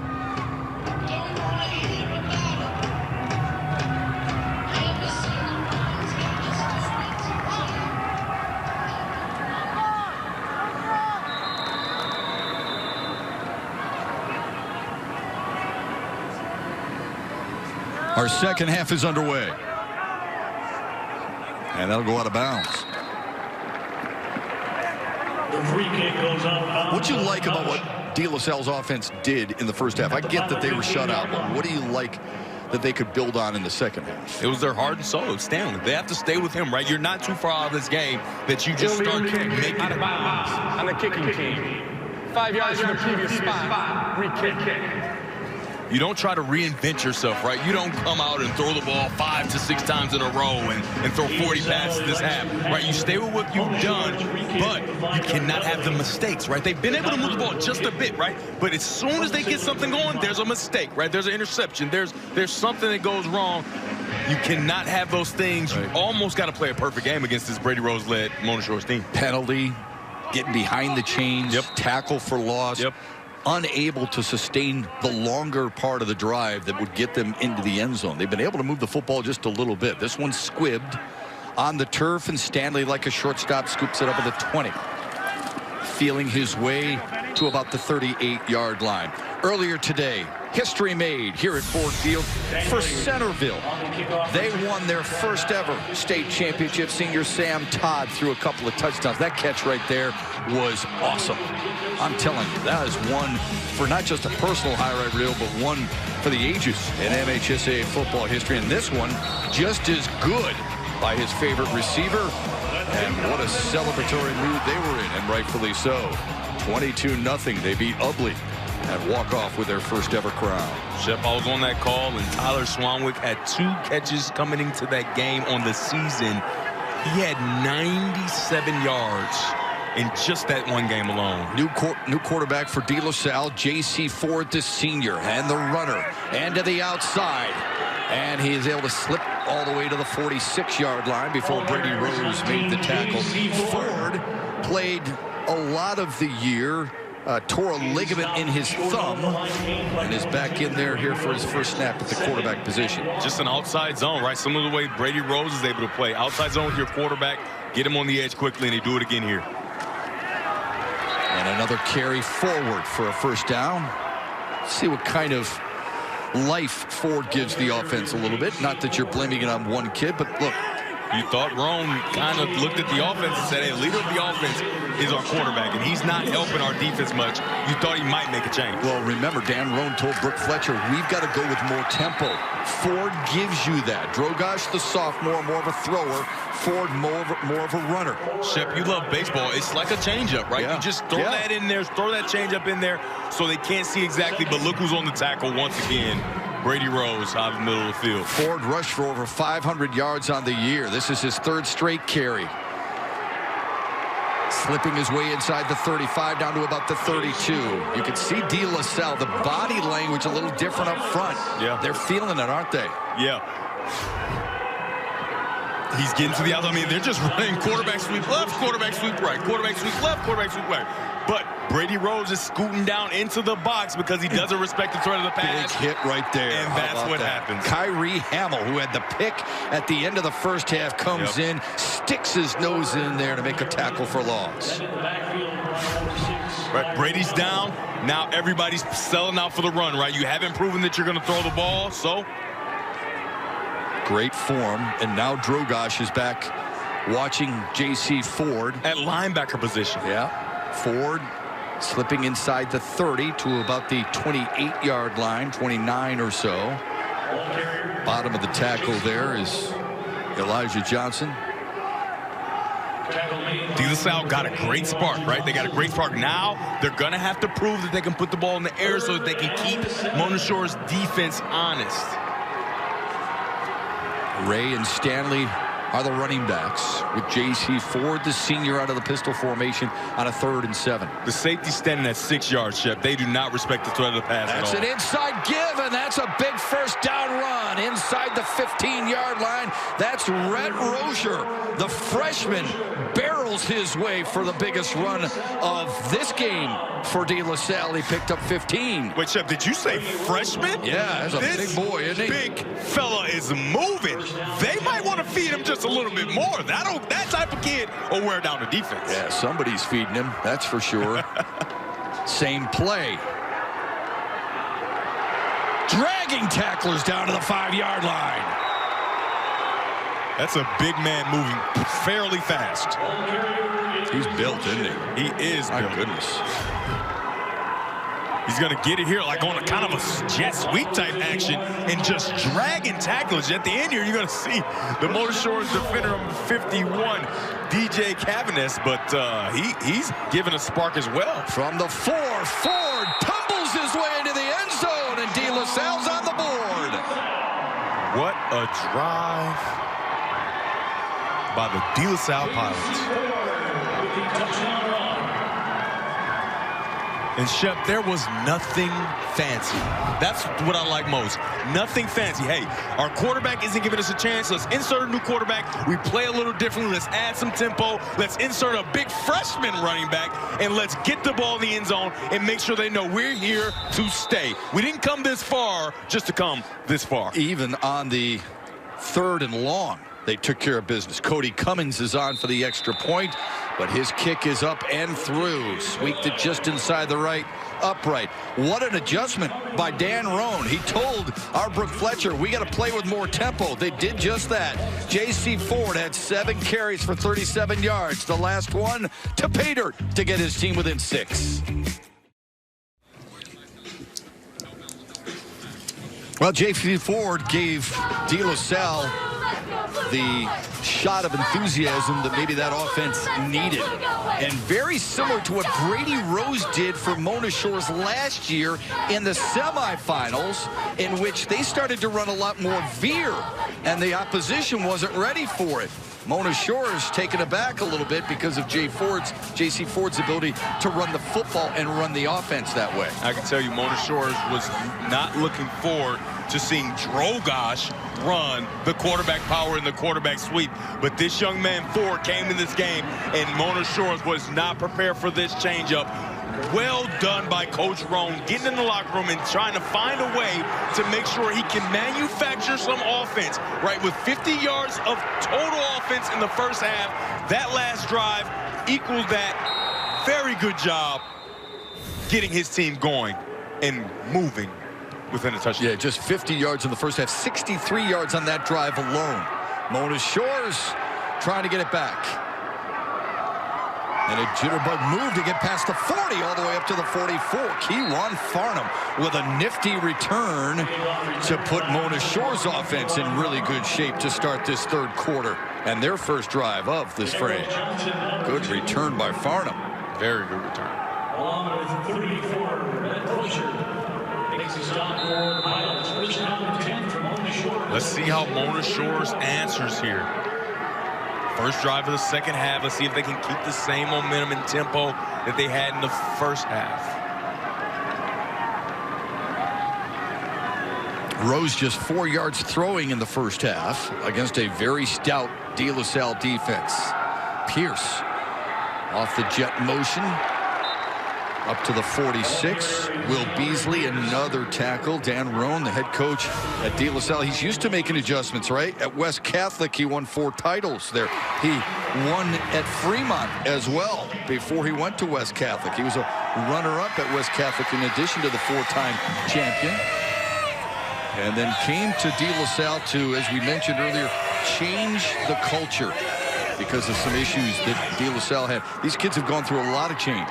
An entire staff, an entire administration. The philosophy is there, and Dan Roan told them, look, we got to get back to our winning ways. He told their seniors, look, you've done everything we've asked to get back where we expect it to be.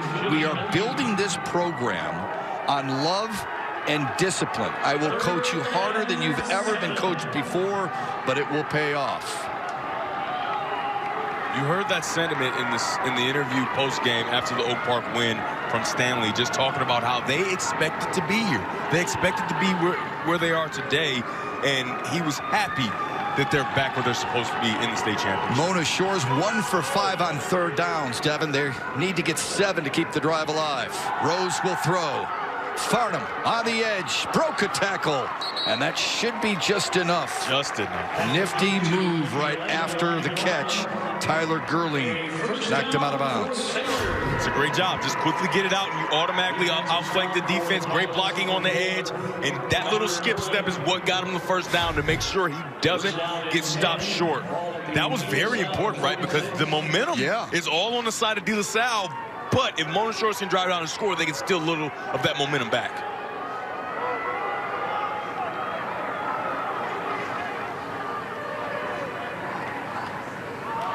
Rose with a give to Johnson, going the other way. times. I talked about in the first half that De La Salle, with 8 in the box, wasn't able to stop the run, and they didn't force Mona Shores to use the passing game as much as they might have needed to. They're looking like they're finding a way right now, and they might have to put the ball in Brady Rose's hands to throw the ball on first down a few times just to loosen up this De La Salle defense that has their ears pinned back, and they are ready to stop the run. Mason Moragan on that tackle with Jaden Conklin, 2nd down and 9. Rose fakes the pass, and then the inside give. That's a good run by Johnson as he spins his way for a first down carry to the 32. Elijah Johnson on the carry, first down for Mona Shores. I really love the variety in the playbook of Mona Shores, right? You fake the pass and you get it to your running back, and that's a nice run, right? Trying to get more. That's what you come to the state championship to do. You try to get more. He tries to get more there, gets a few extra yards, but most importantly, he gets a first down. Got 13 on that carry. It's 1st and 10.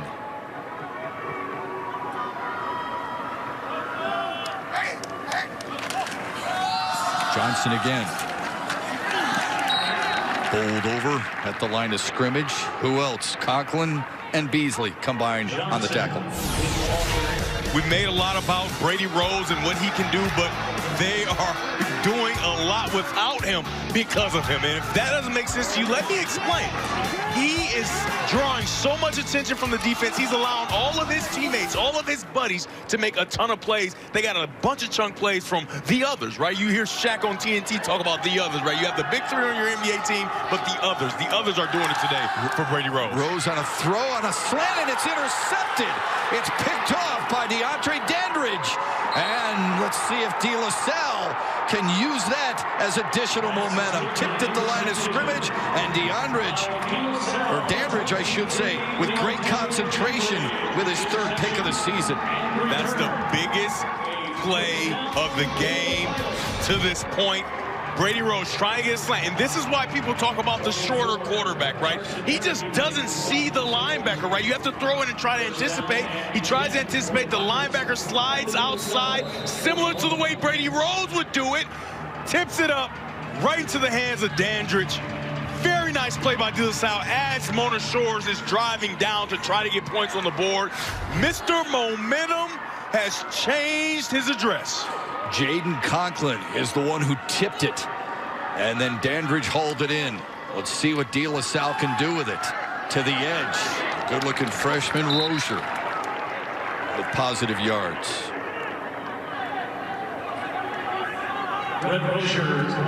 Yeah, Ford is back on the field. They're gonna stick with him, right? You got that start. You have to, don't you? You have to, absolutely. How about that big, talented running back, freshman? A heck of a 1-2 punch because Brett Stanley's in now to the right. And they give it to Stanley. Left side, first down carry as he tight ropes his way in front of the De La Salle sideline before Brady Rose nudged him out of bounds. A gain of 11. Right, they've had success with this big freshman coming around, coming through. Now they're going to bring him through and then afterwards take this around. Very good job. A little bump on the exchange, but very good job by Stanley getting on the edge, getting around.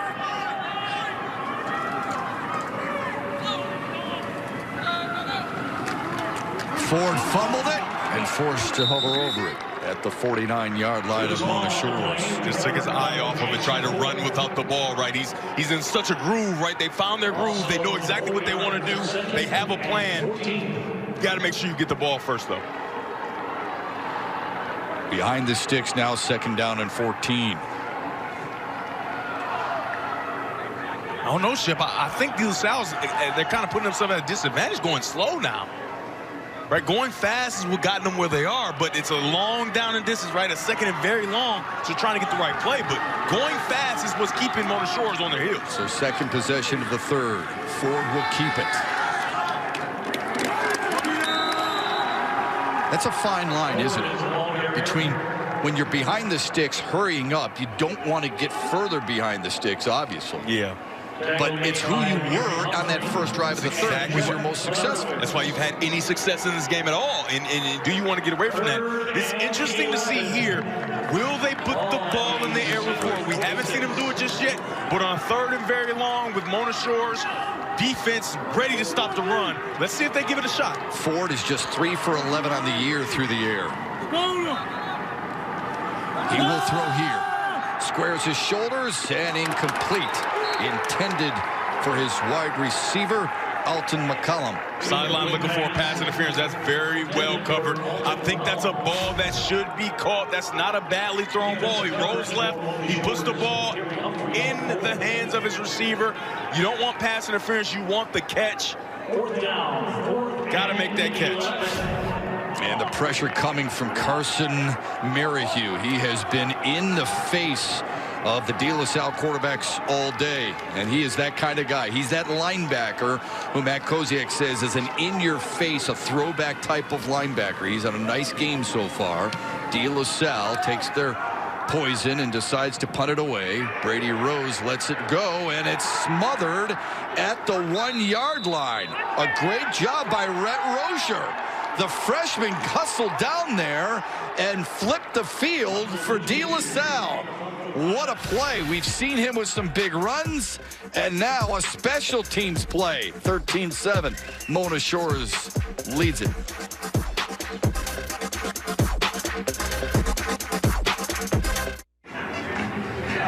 De La Salle has changed gears a little bit here in the second half. They thought they just made a spectacular special teams play, downing at the 1-yard line. Then they reversed the call, Devin. They reversed the call because the guy rolls into the end zone with the football. If you touch it at the goal line, that's fine, but the ball cannot cross the plane of the goal line, and it does that very clearly here. Referees might not have had a very good view of it, but he touches it there, but he rolls with the ball in the end zone. So that's a touchback every day of the week. Yeah, he's got to stop that ball dead, right? And that's the big freshman, right? He doesn't quite understand just yet, right? First year in football at this level. He doesn't know the rules, apparently, but he's going to want that one back next time. Good hustle downfield for the freshman. Tough to stop your momentum once you've covered it. You'll see teams in the NFL, they go in there and they just bat it back and hope one of their teammates are able to deaden it. It was a good effort on a 1st and 10. Rose. And this Muskegon Mona Shores offense has been stifled. This is a really good De La Salle defense, Devin. I mean, we've talked about the offensive players, and for good reason, but these two defenses have been special, don't you think? Yeah, those two linebackers, Will Beasley and his running buddy, have been amazing. Conklin, I mean, they are everywhere, all over the field, making tackle after tackle, and they've been in the face of Brady Rose quite a bit today. Jimmy Milkey III made that tackle. It's 2nd down and long. Elijah Johnson gets the carry here, and he's going to be stuffed. Another nice play by Mason Morgan. 88 in white is just a sophomore, and what a future for that young man off the edge.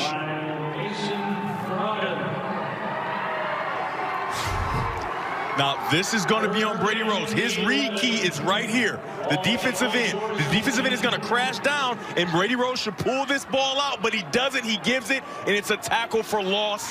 Great job by De La Salle's defense, confusing Brady Rose and making him make a bad decision. 3rd and 11, a throwing situation. Rose flush from the pocket. Needs some help. It's nowhere to be found. Down he goes. Good coverage back in the secondary. Dylan Weaver, the 3-year starter, defensive tackle, finished him off. Wow. This think about it, Shep. Momentum. And you know, people say, well, a guy like Tom Brady, he doesn't play defense. How can you give him credit for the defense playing inspired? When the defense feels that they have a chance, but the new quarterback inserted into the game, they play inspired, and that's what they're doing right now. Brady Rose can't gain a yard because they feel they have a chance with the insertion of J.C. Ford. And now De La Salle will take over at their own 45-yard line. So, you know, just 55 yards to try and get at least a share of the lead. De La Salle, a suburb in Warren, Michigan, of Metro Detroit, and Muskegon on the beautiful shores of Lake Michigan.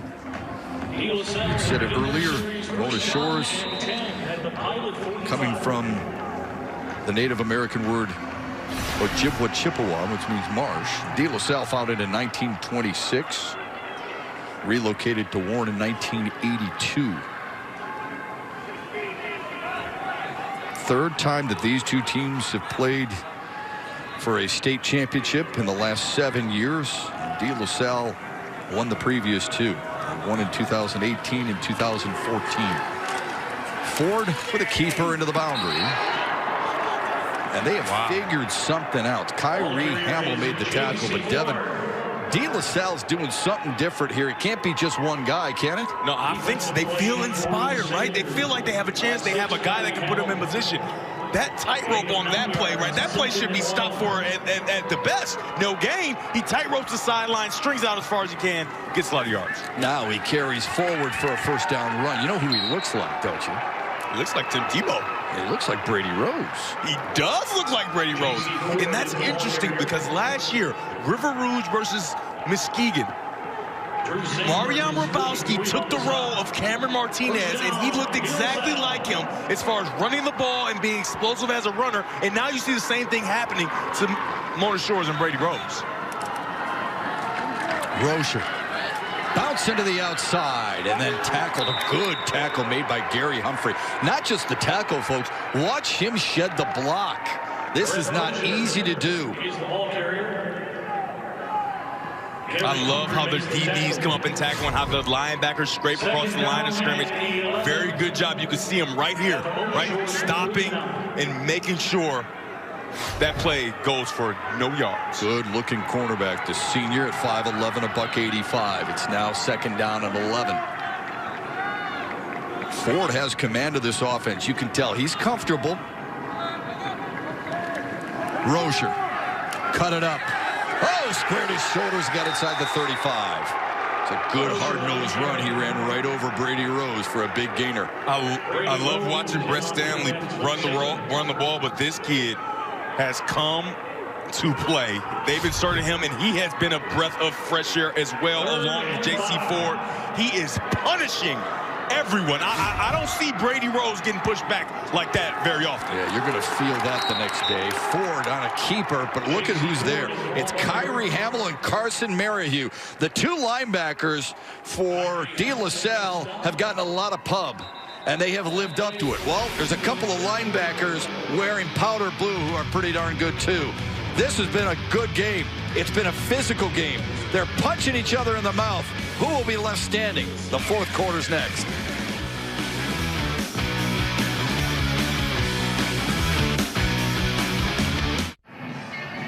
Welcome back. Mona Shores getting ready to for this fourth quarter. The Sailors are playing for one of their own today. Senior Devin Gibbs has had quite the senior year. Last September, he had only one game under his belt before being diagnosed with leukemia. Since then, he's been in and out of Helen DeVos Children's Hospital in Grand Rapids. He spent his 18th birthday there, spent Christmas there with his mother, Vanessa, by his side. Now, ironically, last week, when Mona Shores won the semifinals, at that very same time, he was finishing his third round of chemo. Now, to honor him, the entire team is wearing an orange sticker on their helmet with his initials. Now, unfortunately, he can't be there on the sidelines with his team, but we know he's watching, cheering his teammates on, guys. And we're rooting for him, Brooke. That is an emotional story for sure. And Matt Koziak has told us, look, because of that, I've become a better coach. It's reinforced to him why he coaches the game. Get a chance to impact young people. So rewarding. And all of them carrying Devin with them today. It's a 4th and 5 for De La Salle. J.C. Ford rides the inside fake, carries it. He stopped at the 30, and Muskegon Mona Shores denies them of a drive that might have ended up in the end zone. Gary Humphrey with another key tackle. I mean, it's because Mona Shores' defense does not. Brady Rose is a safety. Look where Brady Rose is. He is way down here, ready to stop. Like, the safety is at 5 to 6 yards on every play because they know that Ford hasn't proven that he's going to pass the ball regularly, and that's why that play is able to be stopped, right? Everybody can play freely. De La Salle has to manufacture ways to get easy throws so that they can at least have the threat of throwing the ball. 8th tackle of the day for Gary Humphrey, who stays in as the wide receiver. Elijah Johnson cut it back past the 35 all the way up to the 38-yard line. Will Beasley trailed him and finally made the tackle. They've had some success with that fake bubble, essentially running back draw, because you have to respect that Brady Rose will throw the ball, and you don't want him to immediately outflank your defense, so the linebackers have to hold for a second, which sets up blocking lanes for the linemen, and that's why those plays are being successful when they've run them quite a bit in this second half. And that's the difference, right? Because Rose can throw it, and he's proven it.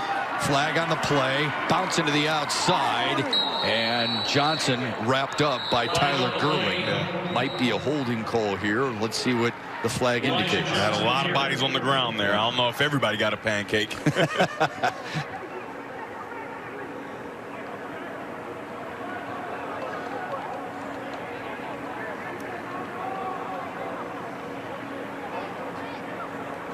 Personal foul. Chop block. Yeah. On the offense. Number 56, number 52.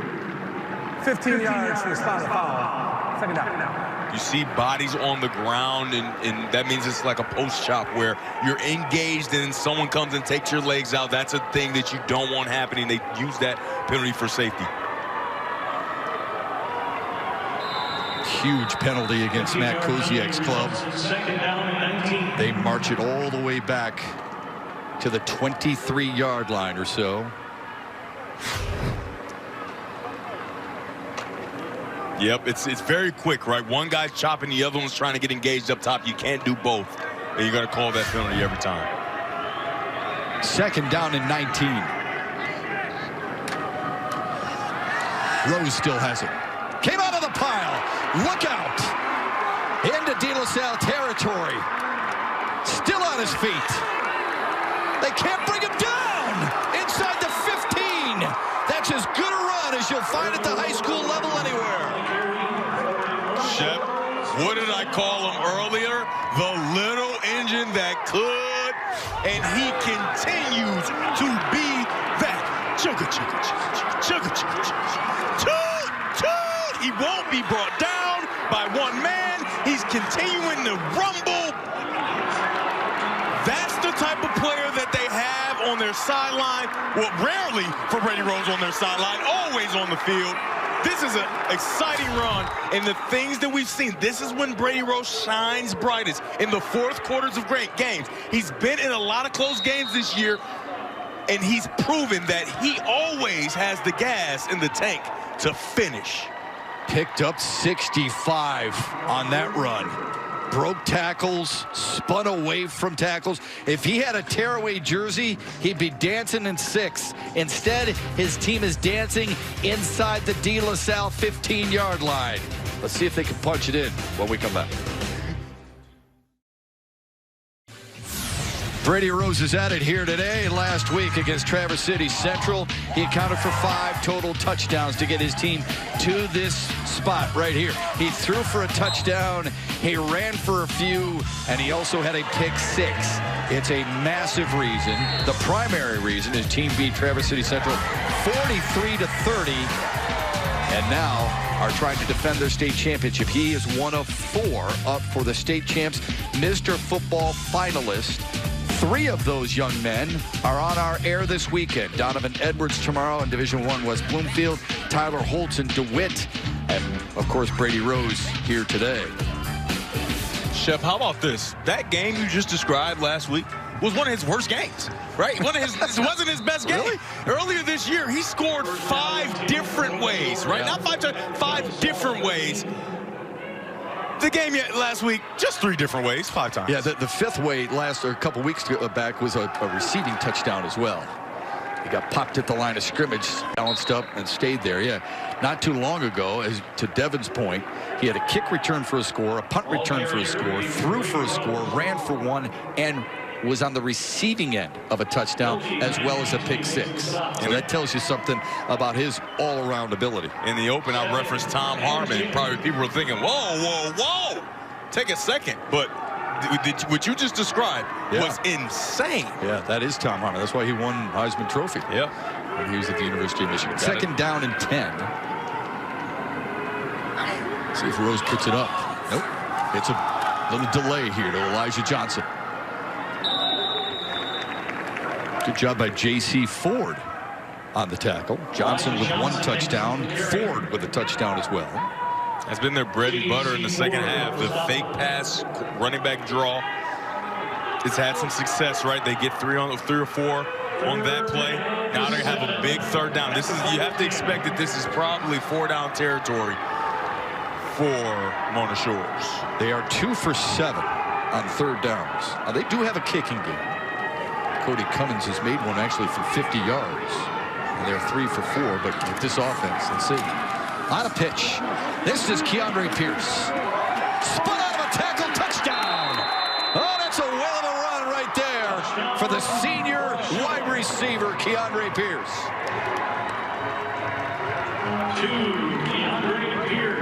He just set him up for that B button to spin back. And you always tell her, hey, don't spin back into the teeth of the defense. Well, if you have this skill, you definitely do it. Excuse me, let me spin back and into the end zone. What a play. What a play. He set him up the entire time. You see that little acceleration at the end of the run to stop and then spin back. Very good job. Watch this. He's going to go, accelerate. Oh, nope. Gotcha. Very good job. Very good job. Going for 2 here.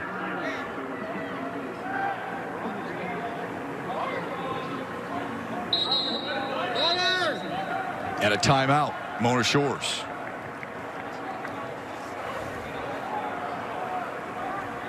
Mona Shores, timeout for 2nd. Shep, did you have this move in your repertoire back in the day? I mean, he sees him the whole time, but never looks at him, right? So number 4, he thinks, right? He thinks that he can't see him. I'm at a loss for words right now. He never even looks at him, knows that he's there, stops, throws him to the side, spins back, and gets in the end zone for his team. And once again, right, the others, right, Brady Rose sets it up with the long touchdown, the long run, and then the others are able to get in the end zone. Great job by Gary Humphrey. Listen, I had that move, but I tore my ACL when I did it. Matt Koziak, I thought it was pretty interesting. Matt Koziak, these kids have been together. I mean, 95% of them played together since middle school. During this shutdown, startup, shutdown again, you know how they stayed connected to one another? They played video games. It forced them to talk with one another on their headsets and think football. I thought it was really cool how now. And Matt Koziak admitted, I'm not a gamer. I'm not one of those guys who said, "Come on, let's get in front of the TV and start playing games on video screens." But it did help these kids think along the lines of football and communicate with one another. If they're playing Madden is the best simulator for reading coverages and things like that. Let's see what they read here as they go for the 2-point conversion. Rose can throw it. If he wants, he does across his body, and it is incomplete. Intended for Elijah Johnson. The 2-point conversion fails. Jaden Conklin broke it up. I mean, that's an incomplete pass, but the savvy of Rose knowing the situation, right? It's a 2-point play, so if you throw an interception, first of all, it doesn't go in your stats. That's the first thing. Secondly, you throw it up, and if something good happens, great, but if not, you can't return it for a touchdown, so there's no harm done. Strings out as long as he can and floats it up in the end zone to see what happens. 19-7 the lead, thanks to Keandre Pierce's 3rd rushing touchdown of the year. For more on the good-looking wide receiver, there's Brooke Fletcher. Brooke? Yeah, Shep, Coach Koziak was talking about how experience is one of this team's strengths, and Keandre is a huge example of that. This is his 3rd year in a row playing at Ford Field, and he talked about him as a leader. He's silent, but he's that player that does things the right way. He just goes out, does his job every game, and that's the kind of kid you want to coach, guys. Yeah, there's no question about it. It helps to have the skill, doesn't it, Brooke? Matt Koziak can talk about him being quiet, but he is loud on the field with his ability, and he has given Mona Shores a 19-7 lead with about 9.5 remaining in this 2020 season. Keegan DeKuyper will kick it deep. Brett Stanley awaits. Well, they positioned that kick well. Stanley, not quite to the 30-yard line. So how did we get here? Well, it's been a ground attack for both teams. Neither team has been able to put the ball in the air. It was Brady Rose capping off an early drive to make it 6-0. Then Elijah Johnson and Muskegon Mona Shores led it 13-zip. At the break, De La Salle comes out. They change quarterbacks. That gives them a spark. They pull to within 6. And then Keandre Pierce answers right back. Mona Shores heavy on the time of possession. And neither team doing a great job of moving the chains on third down.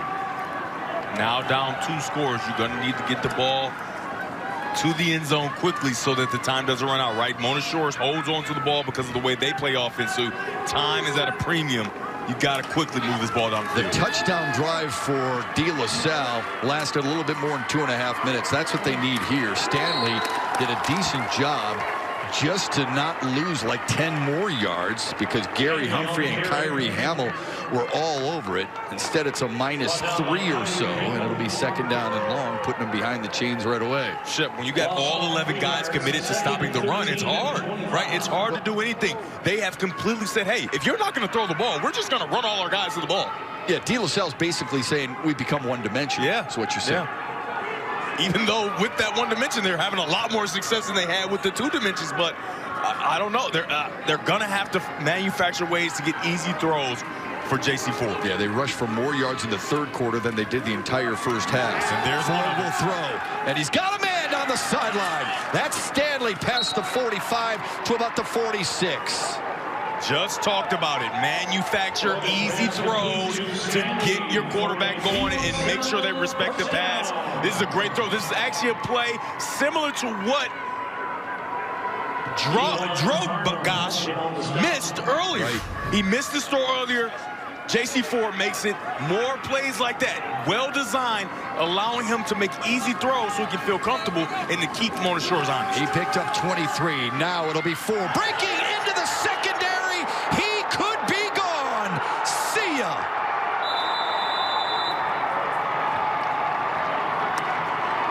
Touchdown, De La Salle. Make the defense respect your arm. Very next play, right up the gut. He goes outside zone, but he sees a crease, and he shoots the gap, and nobody's going to catch him. That's what De La Salle needed. They needed a quick score. They got it because they showed just an ounce of balance. And now they're within 1 score.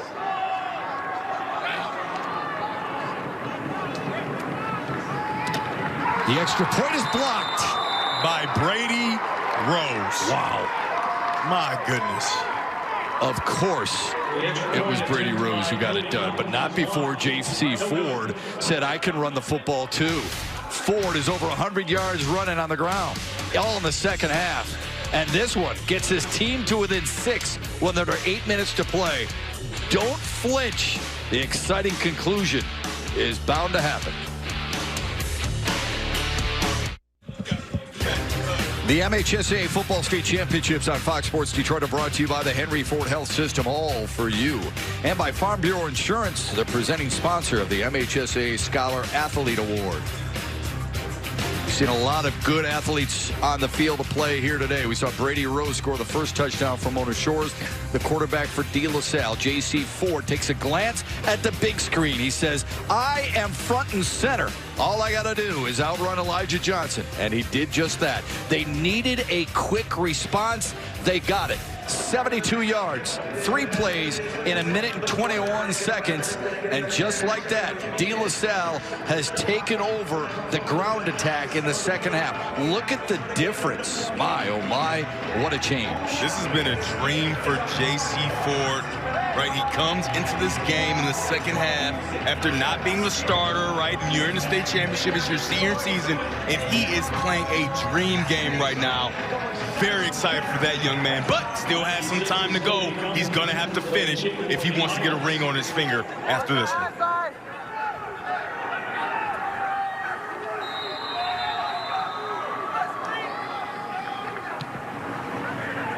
It's punched and recovered hurriedly at the 25, 26-yard line. Brady Rose came up along with Jalen Vinton. 22, Brady Rose with the recovery. The reason it's a 6-point difference is because of Brady Rose off the edge. Look at this, all out, selling all out. That's him as a football player. I mean, that's 100% him as a football player. He gets skinny and reaches all 5'7" of that body to make sure he keeps that ball from heading. And I love how he used the closest arm to the ball to use the block. He didn't have to do a Superman, right? That's just an intelligent football player. 1st and 10 for him and the offense. On the end around, Pierce pops his way for a gain of a yard or 2. Beasley on the tackle. We'd like to take a moment to welcome in our audience watching today on Fox Sports Detroit, Fox Sports Go, and on the CW in Grand Rapids and Kalamazoo. All with us live for the Division II state championship game. Great football on the west side of the state of Michigan. And you're seeing that more and more. You're seeing more athletes going Division I and playing college football in general. They don't always have to play Division I. There's a lot of good Division II and Division III players playing in this game. Rose on the pitch. Pierce for the edge. And wrapped up right around the 30. Beasley sideline to sideline. 33 is everywhere. He is the paradigm of what sideline to sideline means. I love watching him play defense. Seriously. Flying around. And I'm, you know, Chef, I'm an offensive guy. Yeah. I love watching this young man play and fly to the ball. He's done it all day, and he's continued here late in the 4th quarter. Just a junior, 16 tackles on the day. He and Conklin have been everywhere for De La Salle. Beasley has an offer from Eastern Michigan and Chris Creighton, but he's just a junior. Here's the 3rd down play from Rose. The give to Johnson, stuck, driven backwards. It's Conklin at the top and Ford at the bottom. Elijah Johnson on the carry. We've talked about these 2 young men all day. You watch and see why we've talked about it. Scrape, boom. That is very impressive. When your team most needs it, you need to get the ball back for your offense. They do a great job. What a punt by Rose. Stanley picks it up on the short hop. Broke a tackle. Carrying all the way to the 32. Boy, he's got some heart, doesn't he? Before Ryan McNiff tackled him. That was almost disastrous. Yeah, but look at what he did afterwards. Yeah, it was impressive, but those are the things you got to stay away from, right? You got to catch this ball. That is dangerous. But it's always those plays, right, where a Deshaun Jackson gets a walk-off return for a touchdown against the New York Giants. Because he drops the ball, everybody is disarmed, and now you get a good return out of it. Yeah, because they lighten up a little bit, right? They hesitate for just a moment. I like the fact that Stanley very poised. Hey, Shep, were you implying that he might have done that on purpose? No, I don't think anybody does. You don't know how it's going to bounce, especially on this turf. Stanley does remain in there. He might be a savvy senior, right? J.C. Ford, another savvy senior, is in at the helm at quarterback on a 1st and 10. This is what they've been playing for here. Stanley feels his way to the 34 before driven backwards. 6:20 and counting. De La Salle, all 3 of their timeouts, as you can see on your screen. This is about all you can ask for, right, Shep? I love it. You get the ball back against one of the best stories, right, in Brady Rose in high school football with 6 minutes to go. I mean, with all the momentum on your side, this is what high school football is all about. Ford with a give to Rozier. Hard-earned running on the outside. Close to a 1st down. Carson Merrihew made the tackle. Merrihew continues to excel. We've talked about Hamill and Merrihew a lot for Mona Shores. Merrihew, a state champion power lifter. Hard-nosed kid wearing 24 in blue. It's 3rd down and 3.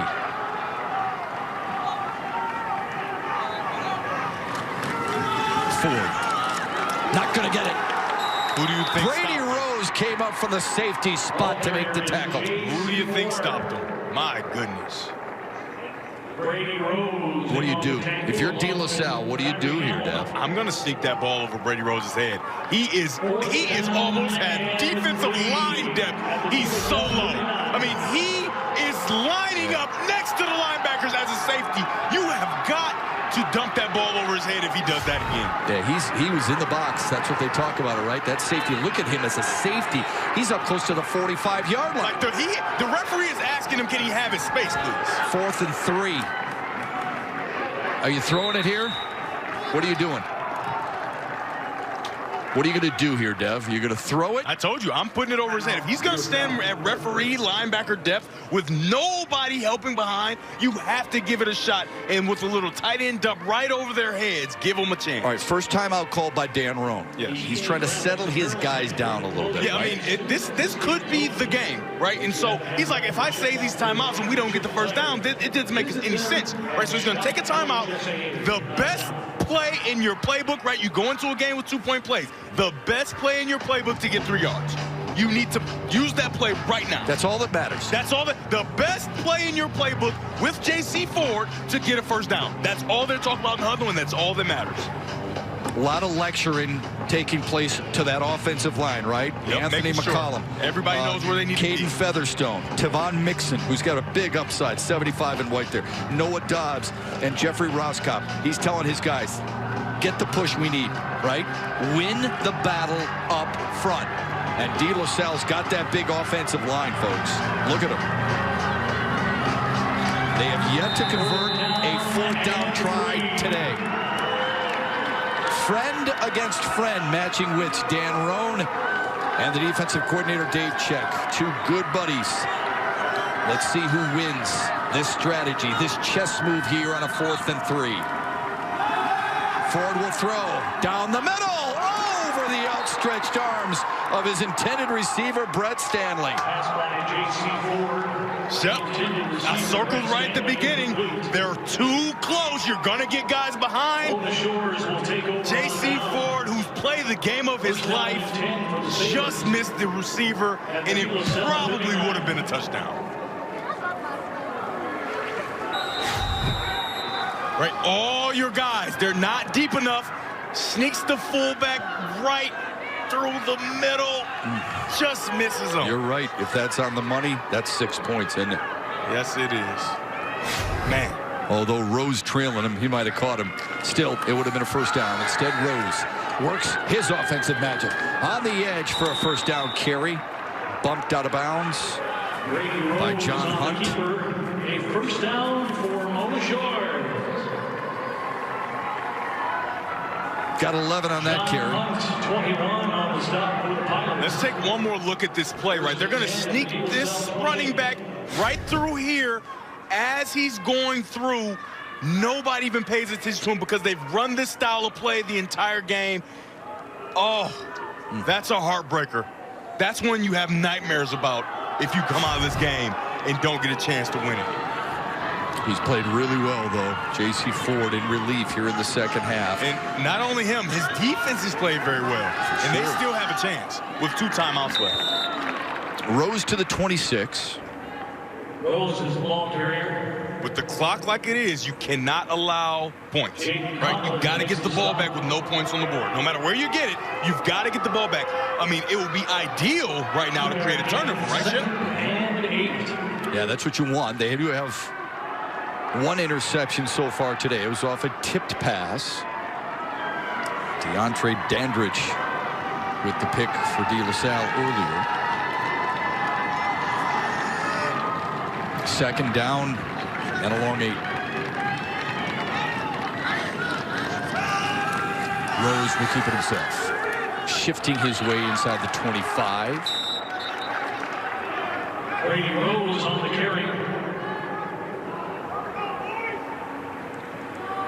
Stop made for the Pilots. One would guess, I mean, depending on what you get on this 3rd down play, this is probably 4 down territory for Mona Shore, isn't it? Yeah, I mean, De La Salle hasn't proven to be able to pass the ball much, so I would much rather keep the ball in Brady Rose's hands and make, if we don't score or get a first down, make De La Salle drive the length of the field and go beat you that way. And by 4 down territory, we're talking about going for it. They do have the ability to kick the football. Keegan DeKuyper has made one from as long as 36, but just to keep that in mind. Inside give, Johnson. Oh, and he spun around on a beautiful call by Will Beasley. He read it perfectly. And when you have a guy like that on your defense, you always feel like you're in the ball game. Conklin then Beasley. Beasley then Conklin. Conklin then Beasley. This time Beasley shooting the gap and making sure he takes this ball carrier down for a tackle for loss. These two linebackers have been, as we've done a lot of games together, Shep, and these two linebackers have been as impressive as any group of linebackers that we've seen all year. You know, it's great to talk about the defense, and I'm glad you've embraced it too, because it's so vital. But really, I mean, we love seeing points scored, but when a guy plays his position the way Will Beasley and Jaden Conklin and Kyrie Hamill and Carson Merrihew play, it really is fun to watch. 19 tackles for 33 in white today. That is a load, man. I told you, I told you we're going to get to 20 tackles, right? And there's still time for me to be correct, but 19 tackles in a state championship game. No matter how this game turns out, he gave everything. Going to sleep in tomorrow, and deservedly so. You got another one in him? It's 4th and 7, Dev. 4th and 7. 3 receivers to Brady Rose's right. Remember, quick kick is an option, right? Because a punt takes a very long time and it wastes a lot of time. He's going to drop back. He's going to heave it downfield, and it's going to be knocked away. And there's a pass interference 100% on De La Salle. 100%. That is so smart of a call by Mona Shores. You throw that ball up, and when you throw fade routes, cornerbacks don't find the ball, and they pass interfere. The pressure's on to make sure they don't give up a touchdown, and that's what happens there. A guy that's playing running back linebacker covers the slot, and he reaches and grabs and causes a pass interference. Well-timed call.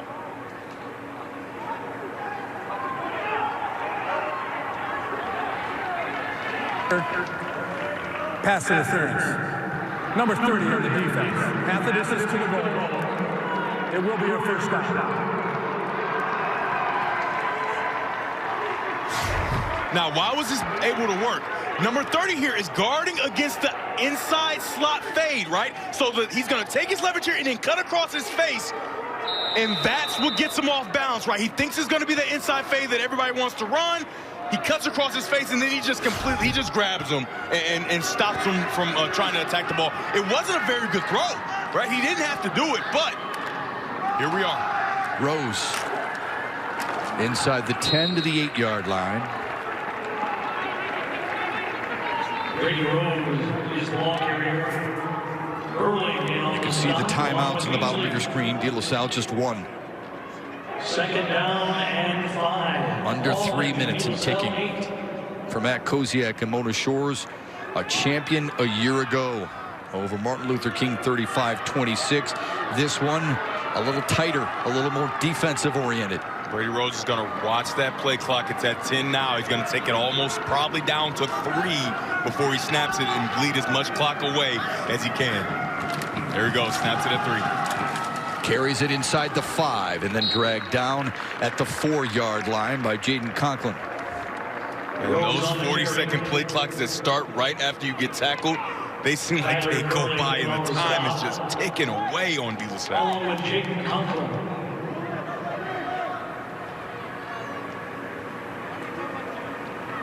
And unlike the NFL, there's no built-in timeout, right? There's no 2-minute warning that'll stop the clock for you. You either have to use your timeout or watch the time tick away. And I don't think the De La Salle is going to want to use their timeout because they need that timeout to drive the length of the field if they were able to get a stop here. Well, not to mention the fact, 3rd down and 1. And now a stoppage, and Mona Shores will burn their final timeout. Time now for the Menards big money moment. Brady Rose has not been a force with his arm. Defensively, yes, and with his legs on offense. Yeah, this play is what really got the momentum back for Mona Shores, right? They were reeling at one point. De La Salle had him on the ropes, but this is what we've seen all year from Brady Rose. A lot of teams have had him on the ropes, and this is how he responds. And then he makes a great pitch, great decision to pull it out, great decision to pitch it, and then the others, his teammate, does the rest. Number 2, Keandre Pierce. Rose 21 carries, 150 yards. He scored the first touchdown of the day. And at home, you're probably wondering, why is the ball so far outside the hashes? Right. Because those are the NFL hashes that you see, and then these little check marks out here are where the high school hashes actually are. It's a 3rd down and 1. Rose himself. 1st down and more. Touchdown, Brady Rose. An exclamation point on a heck of a high school football career.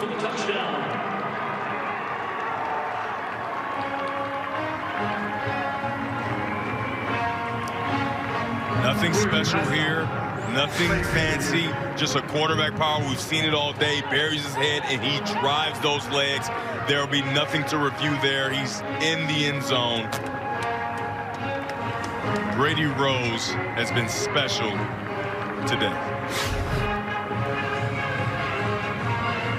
2nd rushing touchdown of the day from Mona Shores. Every touchdown in the game here this afternoon has been on the ground. Ruling on the field was a touchdown. The ruling's confirmed.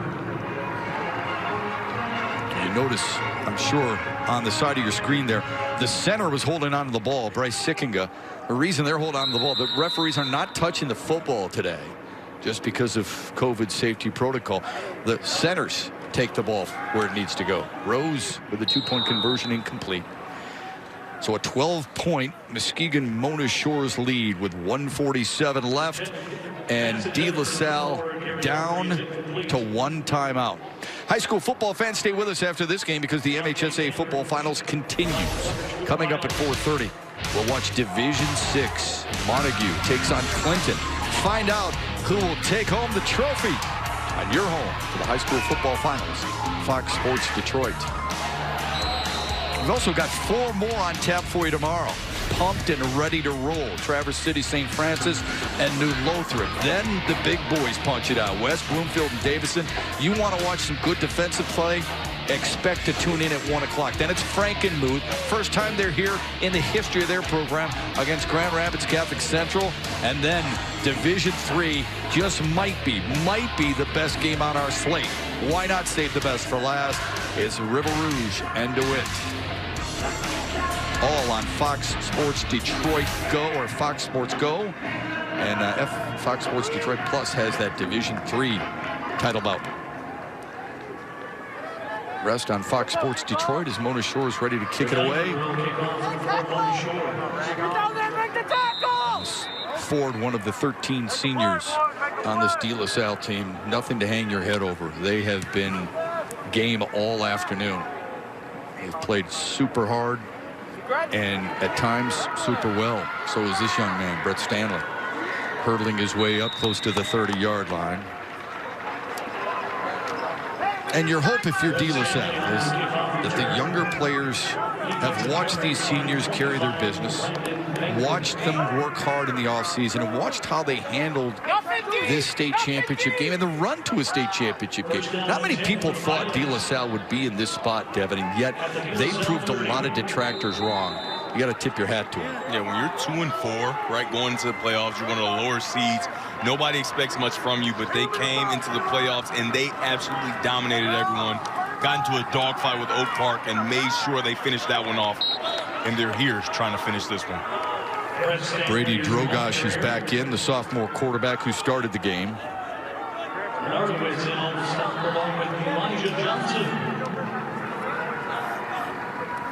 Second and short, Drogosh to throw.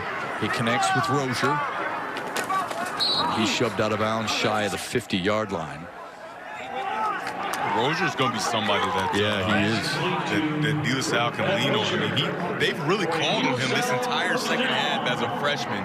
And I don't know how many reps he's gotten all year, but he hasn't been their bell cow. And they've gone to him as the bell cow here in the second half. Only had 4 carries all season, only 9 receptions. They've got something special in him. Yeah, they're going to be able to do some off-season game planning with 34 in mind.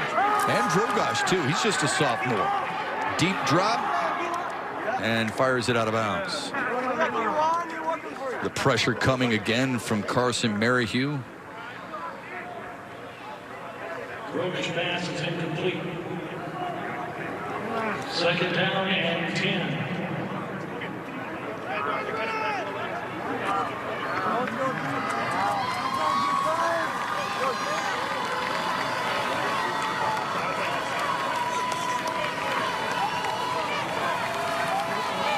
1:09 left on a 2nd down and 10.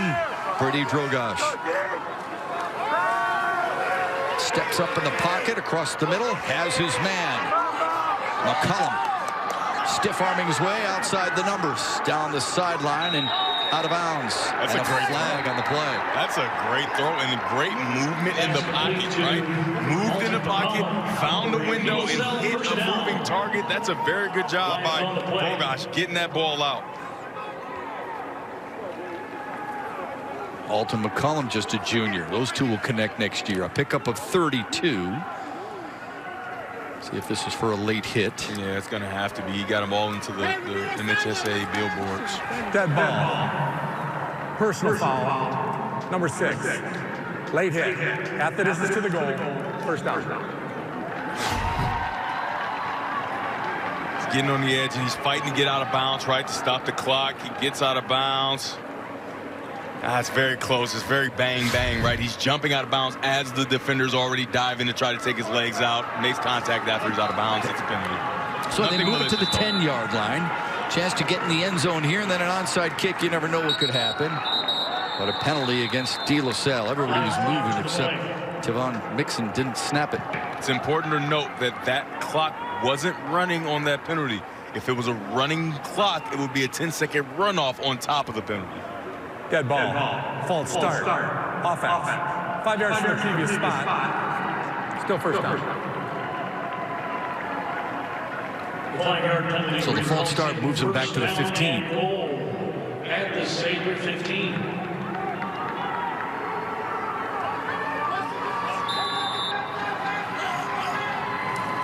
Drogosh rolls the pocket. Throws back across the grain and incomplete. A lot of traffic there, and then a late flag comes. Alton McCollum got up saying he wanted a penalty, and he's going to get it. It's going to be a pass interference on Mona Shores. This is a good game, right? This game is not, and you expect this, right, from a De La Salle team with a coach like Coach Raw and a team that's had pedigree of winning. The turmoil they had have not stopped it from coming here to fight. Pass interference. Defense. Half the distance to the goal. Repeat first down. All eyes to the ball for the referees. You're going to see it right in front of you. That's a clear, very, very clear pass interference. You can't do that. So they move it down to the 7.5. Drogosh on the option. Stanley stutter steps. Down he goes. Good fill by Elijah Johnson. Elijah Johnson makes the stop.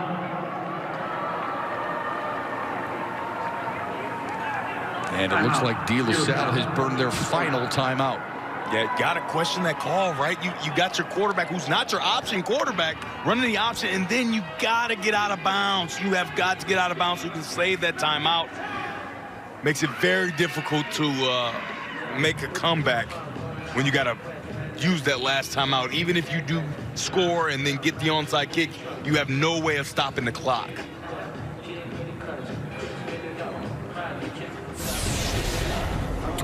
Brady Rose started the day with a first rushing touchdown. He's got a couple overall, and he has been dynamic with his feet and his legs. Has not kept teams off balance with his arm quite as much. Only threw 8 passes, but he didn't need to. 154 yards. Oh, let's not forget 8 tackles and a blocked extra point. Not to mention the fact he's averaged 39 yards per punt as well. He has done it all, and his team is moments away from celebrating a second straight state championship. He's a special player, and there was a lot of billing coming in this game about him, and he's lived up to it in every way. Like you said, he hasn't been super effective with his arm. He had some good throws early, have missed some throws, but he's been special on all facets of the game all day. Drogosh will roll the pocket. Throw on the run. Nice grab at the 5-yard line. Tackled in bounds. Pulled in Jack Janacek. 16th catch of the year. They got to hurry up. Tackled in bounds is no 30 goal.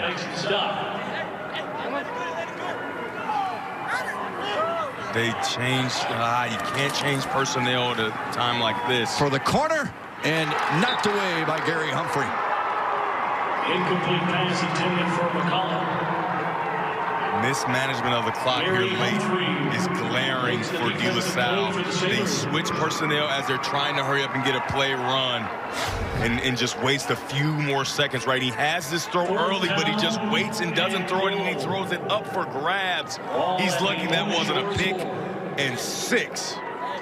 The other way, right. 4th and goal. Gary Humphrey broke on the ball nicely. It really helps if you're a cornerback and you play wide receiver at the other side, right, for your team. Yeah, definitely helps. You know exactly what they're trying to do. Yep. Here's the gain on 4th and goal with 21 seconds to go. Drogosh will keep it, and he's got himself a touchdown. Touchdown, De La Salle. Good hard-earned touchdown run from the sophomore, Brady Drogosh. His 2nd of the year.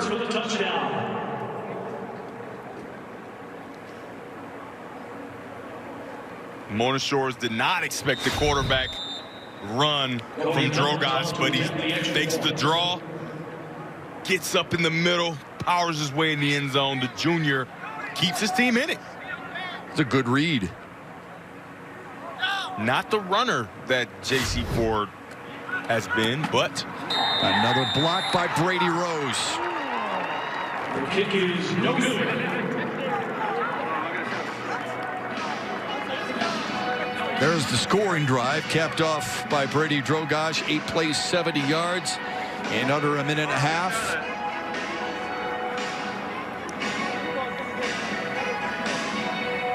It's an extra point. Just skipped. That wasn't even blocked by Rose. That was blocked by a knee. Yeah, that was hit knee high, wasn't it? There, that's what they've been playing for all season long, culminating here on this Friday afternoon. Shep, I think that's a silhouette of you on that trophy. No. You know, with the old Johnny Unitas reaching out, reaching back, trying to make a pass. Yeah, they're missing the cane there. The old Shep, right? The younger Shep.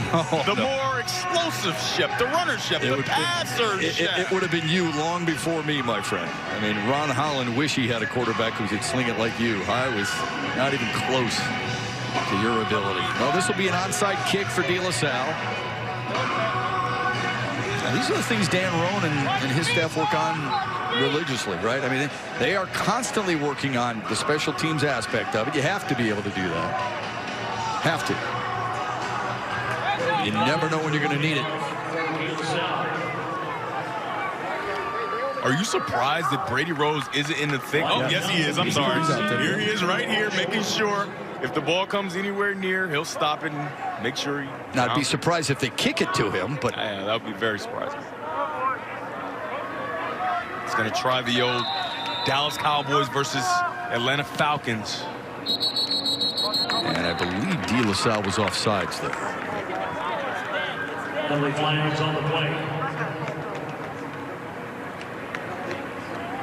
Hey, move up to the 45.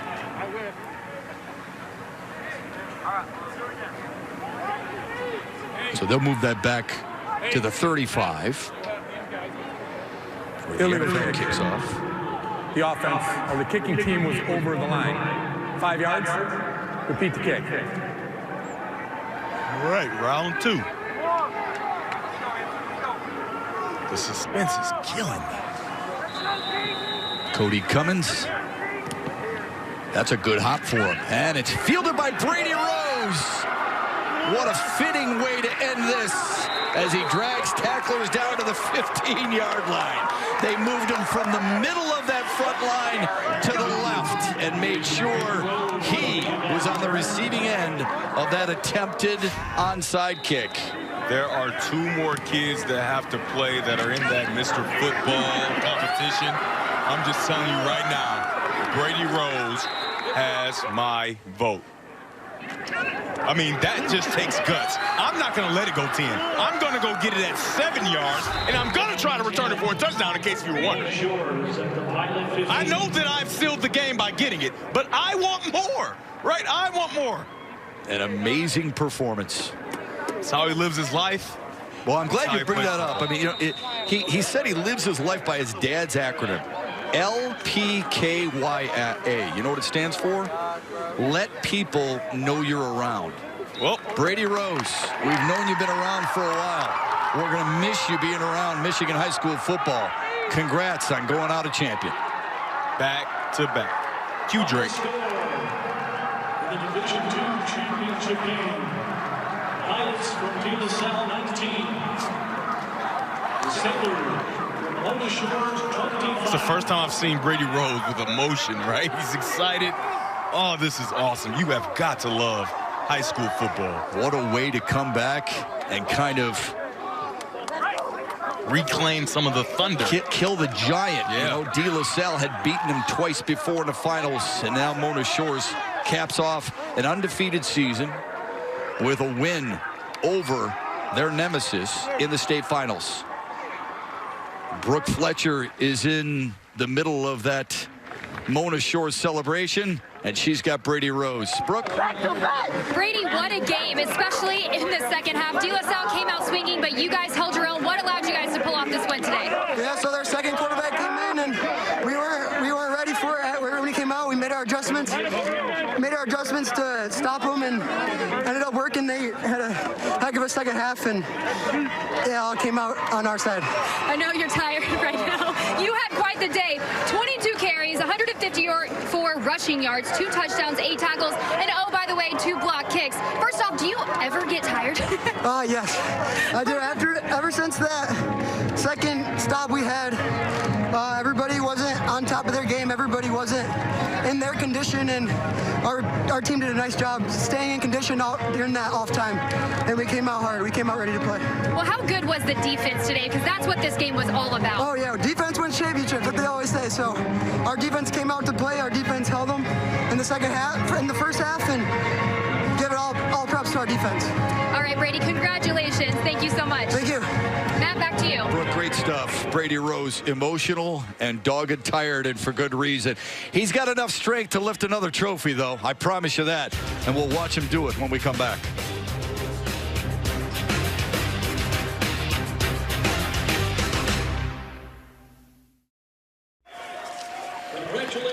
Last year, Mona Shores' motto was grit. This year, it was rise. And Devin, they rose to the occasion on the biggest stage for the second straight year. Yeah, it's got to be exciting for them, right? And exciting for that town, right? Obviously, the whole town couldn't come like they usually would have been able to. They would have had this place rocking. But I bet you they're at their respective homes watching this game on Fox Sports Detroit, and they are very proud of the way Mona Shores fought today. Their head coach, Matt Koziak, told us during the week, no quitting this team. It's a special team. That's a special trophy given to a special player. What a way to celebrate a senior campaign. 25-19 the final. Mona Shores beats Warren De La Salle for a second straight championship in Division II. We're glad you could have joined us. We appreciate it, and we invite you to stick around for more high school football state championship action coming up. We'll be back here at 4:30 with our coverage of the Division VI state championship game. Now for our crew, Brooke Fletcher, my partner Devin Gardner, I'm Matt Shepard saying so long from Ford Field. Thanks for watching the MHSAA Football State Finals on Fox Sports Detroit. Have a great rest of your Friday, everybody.